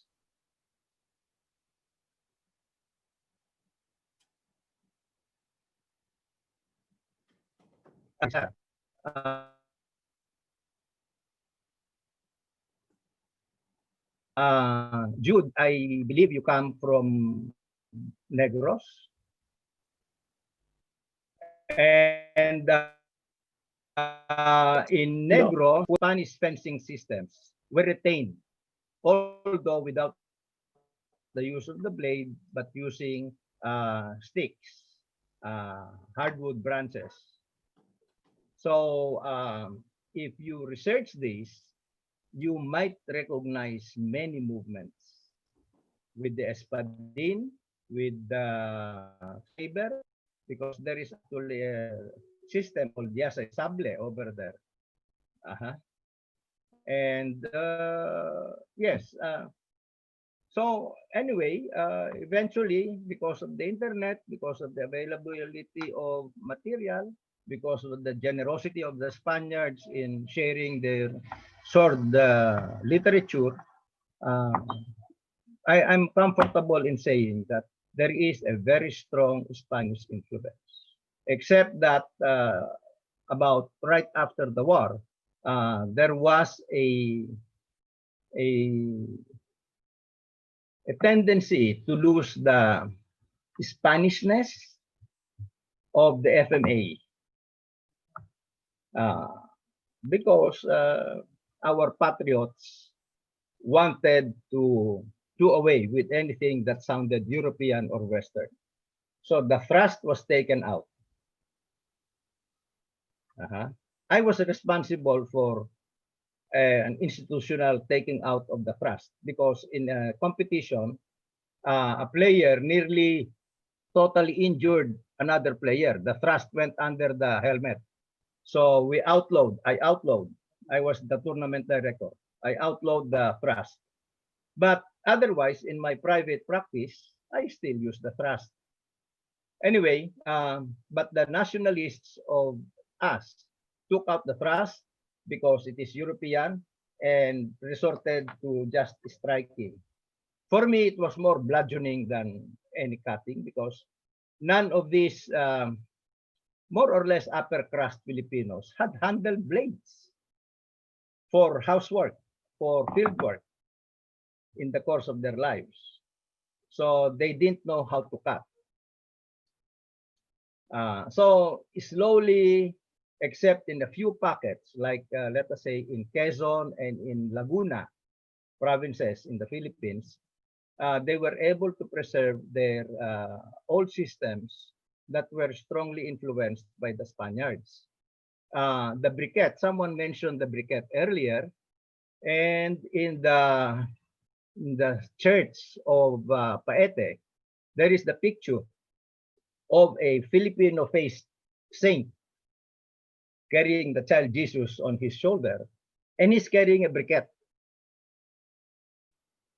1740 is the date of the plaque on the church. So around that time, at least, the briquette had already been introduced by the Spaniards into the Philippines. So, yes, but one main feature of Philippine swordplay, even if it was influenced by Spanish swordplay, was the shortness of the blade. We use terciadas. Terciadas, they are a third shorter or only 2/3 the length of a European blade, of a saber, for instance, or of an espadin. So the flexibility of movement is greatly increased. But the cutting power is still there because if you notice, they have thick backs. Except that the more commercial blades today are made very thin, like machetes, like tramontinas. But originally, because the construction was such that you needed a lot of iron to provide support for the steel edge. These were Sanmai blades. And this is a common feature of old blades in the Philippines, pre-war, because the kind of material that was used and because of the kind of work that they needed to do. They needed to compensate for the lack of length with weight. For instance, if you've handled a real barong, it's about, the back is about the thickness of your little finger. So I define barong as an axe with a point because it's really used for chopping. Yes. And its cutting power is tremendous. Andrew, you mentioned the grease. I wonder if you have ever seen the grease differently. You mentioned that it would home in as if you had the guard already. That would be a common approach for people who are used to having swords with the edge there. Now, I will share this because there's been a lot of confusion. The crease is held sideways, flatways. Because if you draw a crease from its scabbard, you run the risk of splitting the scabbard and cutting off your fingers. So the crease is held. Excuse me.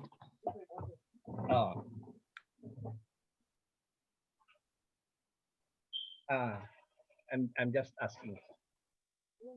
Yeah. Right beside the barrel. 3 seconds. Okay.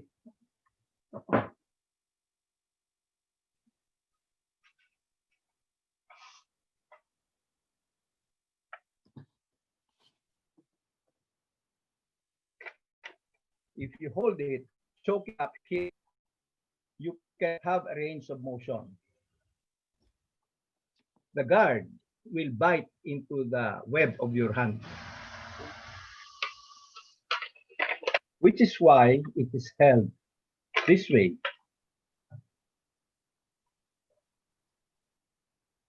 And you can cut that way, up, side, side. It has a very, very flexible motion, held this way.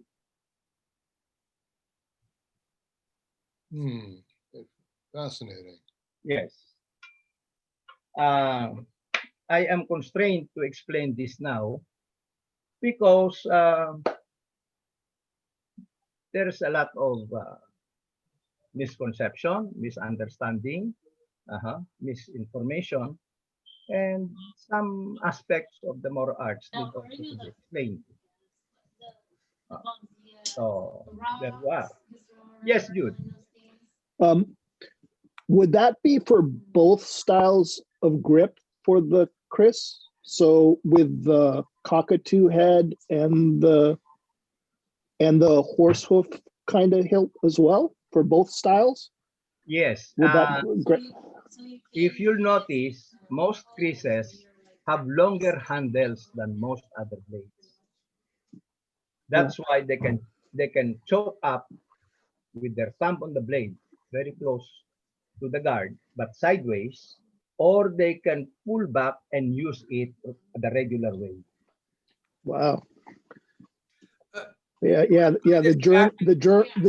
The German fencer in me is really interested now. Well, I want to tie back to Hema, and one thing I've enjoyed of studying longsword is how much there's changing of grips, and just ways of making contact that, unless someone else, I'm saying I didn't do this work, but someone else went to the manuals and really read it and understand, like, no, they're saying to hold it in this weird, awkward way. And, now that we're, 20 years into it, you can see some videos of like, whoa, that's actually a powerful technique. And when you go out and test it, it's interesting to see that there's nuances of blade grip, blade contact. That's the other thing I appreciate in the Hema community, that they've done that stuff. And also say this is like, Hema is very open, where we know the sources, that's what we're going to. But in the Filipino tradition, some stuff, well, it's still culturally secret, even though, you can find it, aspects of it somewhere else. Go ahead, Steve. And we're going over time, so if you got to jump, but I think we'll be talking for a little bit longer. I had a question. I had posted this on a post. Does Hema have drawing techniques like Aikido? Do that, like people don't just walk around ready to fight. When you meet somebody, is there like drawing techniques? And this is a question for you too, Mang Romy. You mentioned that Tatang had drawing techniques as well. Yes, in the old FMA, the drawing technique was a very important part of the lesson, because the Philippines at that time was mostly jungle. Ambushes were very easy to set up, and you needed to be able to draw your sword, parry, and cut at the same time.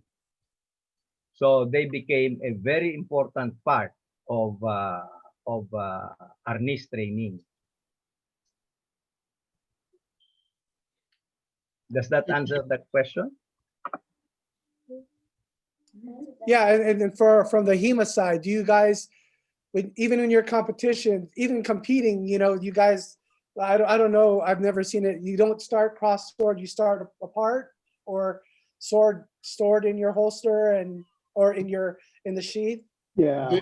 All the competitions, the weapons out, you're sparring, you decided to be there, you're fighting, you're generally fighting in a field. It's, or simulating fighting in an infinite field, which is its own set of problems. It's a bunch of other stuff. That being said, if you could have, Fiore, the things you see in Fiore for the sword, prior to the section for the sword in two hands, I think it's before this. I'd have to look. It's in the unarmored sword section. It is, here's your sword, jam the scabbard in to an arm, base it, pull it out, attack. It's the exact same stuff my teacher Renee has demonstrated that you'll see for like things in like Filipino martial arts. It's the same thing. It's and that's at least there in Fiore, which is one tradition. I'm not sure in the German traditions. I don't, nothing pops to mind immediately. But it's definitely mentioned in that manuscript and that set of traditions. Not really practiced too much though, sadly. Yeah, so for the older German stuff, not really. So it's like up to 15th century, not really. Later, yes. So the Messer stuff, so it's a long knife. A lot of people call it like the European katana or whatever, but it's not really. It's like a knife-handled falchion, basically, is what Messers really are, right? So those have drawing things. So it's basically that's what it looks like. It looks like a katana or a Dob style blade most of the time, but then it'll have oops, that's not working. A modified version of that hilt, right? So there's a couple of drawing techniques in the Messer books, like Koiker, that kind of thing. Later though, class are they still here? Oh man, the kids left. They know the classical saber, right? So, or the later military saber. The first technique is a drawing technique. So prime, or the first position, is you're lifting your sword up to here in front of your face. And I think that's Fraile, right? Or in some systems it's Fraile, where the sword is sort of pointing down and you're holding it up, a hanging guard. Prima. Yeah, because it comes out. So it's prime, yes. Right? So it comes out of your sheath, and then it's there. So it's a draw upward cut, and it's the first guard in classical and later systems as well. So that's why it's first, and it's disappeared in Olympic fencing because it doesn't really work unless there's weight to the weapons, right? So unless there's weight there, it doesn't really, it takes too long for it to do anything else, right? Yes, but it's there as well. In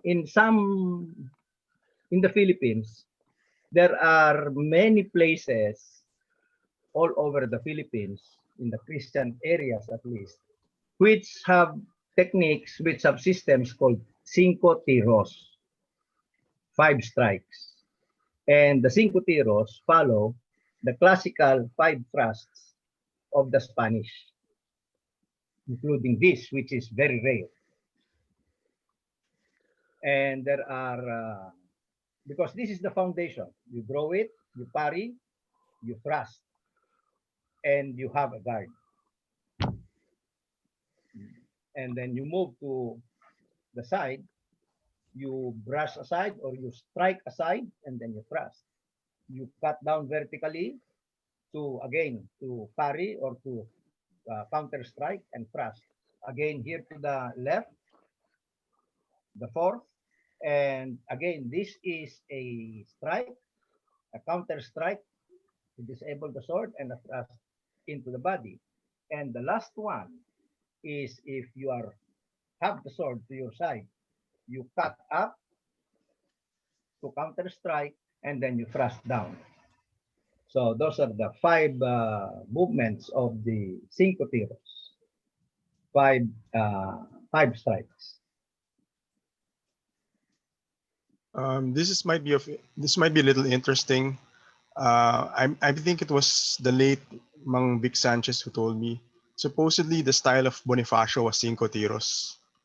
I I don't know wouldn't if be it's true. surprised. I wouldn't be surprised because the cinco tiros is the basic for practically everything. For every FMA, old FMA. Because that is the way that the Spanish maestros de campo would teach the Indio militia. We were called Indios. We were not yet called Filipinos at the time. So this was the way that the native population was taught to defend against the Moro raiders. And this is the way that the maestros de campo started their instruction by going through the 5 strikes. And then they would expand on this. Just to interrupt, I've been working on an article that Elric was going to go over on Cinco Tiros. Mang Romy and Tim, would you mind taking a look at that? It's probably done in a couple of weeks or something on Cinco Tiros. I've done a lot of historical digging into it, and I think I found something interesting. Not stylistically, but just sort of linguistically, I think. Would you mind taking a look at that? Yes, I will. Thank you very much. Okay. Oh, excellent. And Tim, would you? Excellent. Thank you. Thanks, Tim. So, Steve, with regards to something like Iaido, I recently saw a documentary from Laguna where they interviewed a blacksmith, and in his style, they would attack from the draw. They would not raise the blade first, then attack. They would attack from the draw in Laguna in that particular area.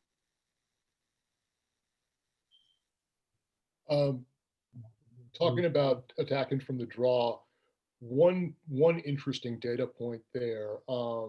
The 133, which is the oldest recorded European manuscript for sword and buckler, first ward is underarm, buckler is forward, sword is back here, and it may actually be one interpretation of that is striking out of drawing your sword.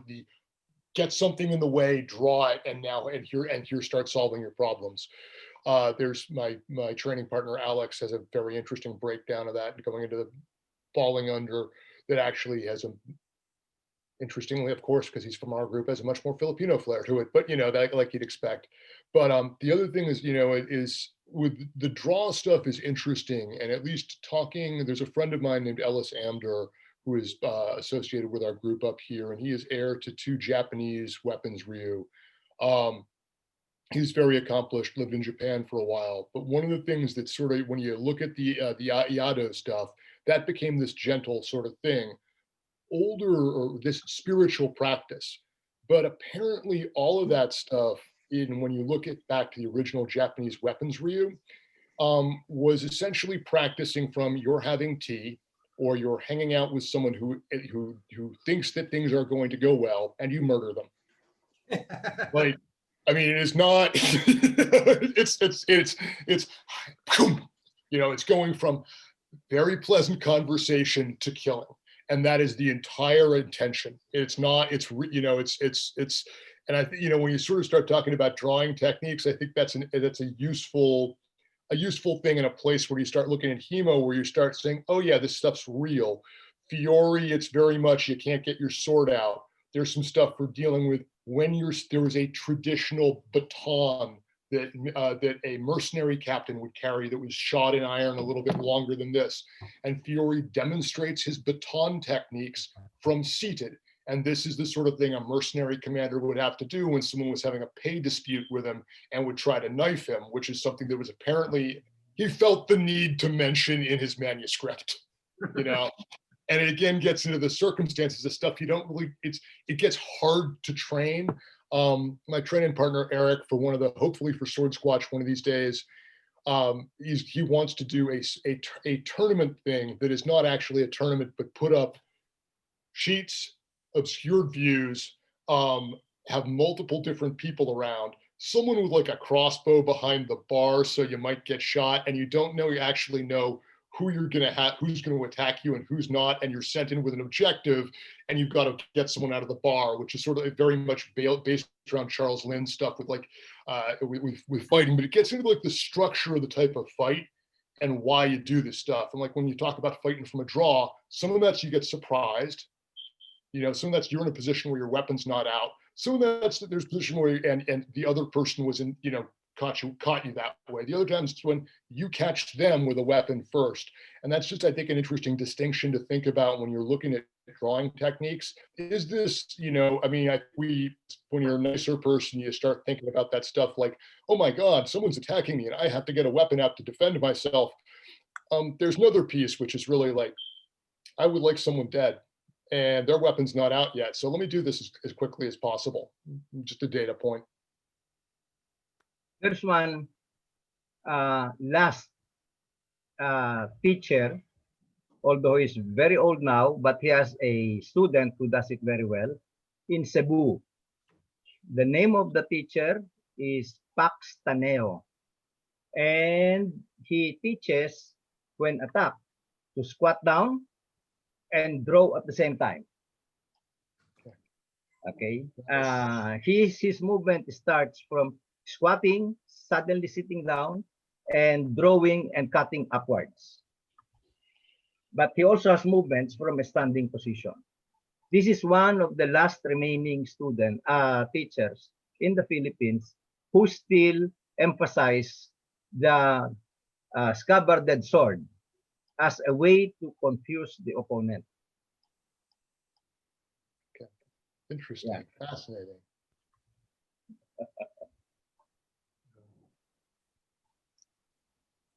Well, everyone, we've been on now officially for an hour and 14 minutes.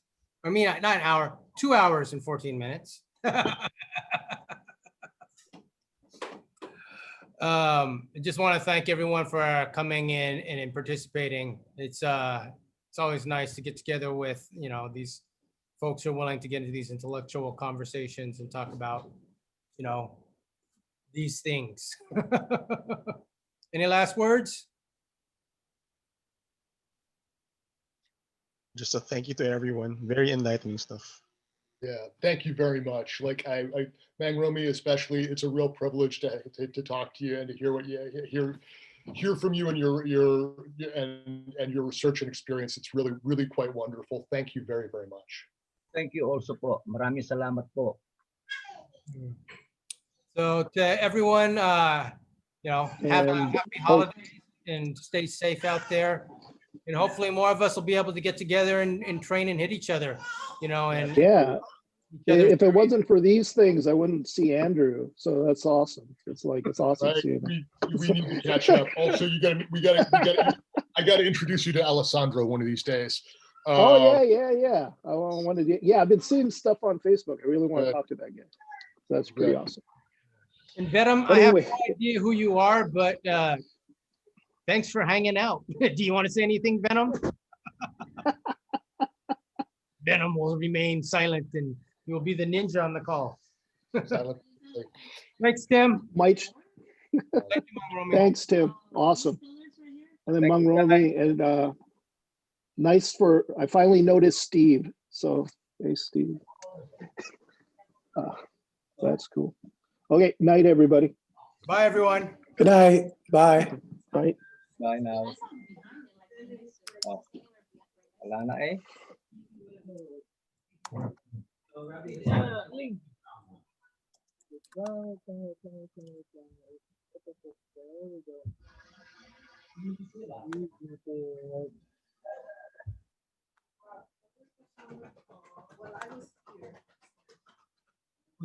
Hey, Jude.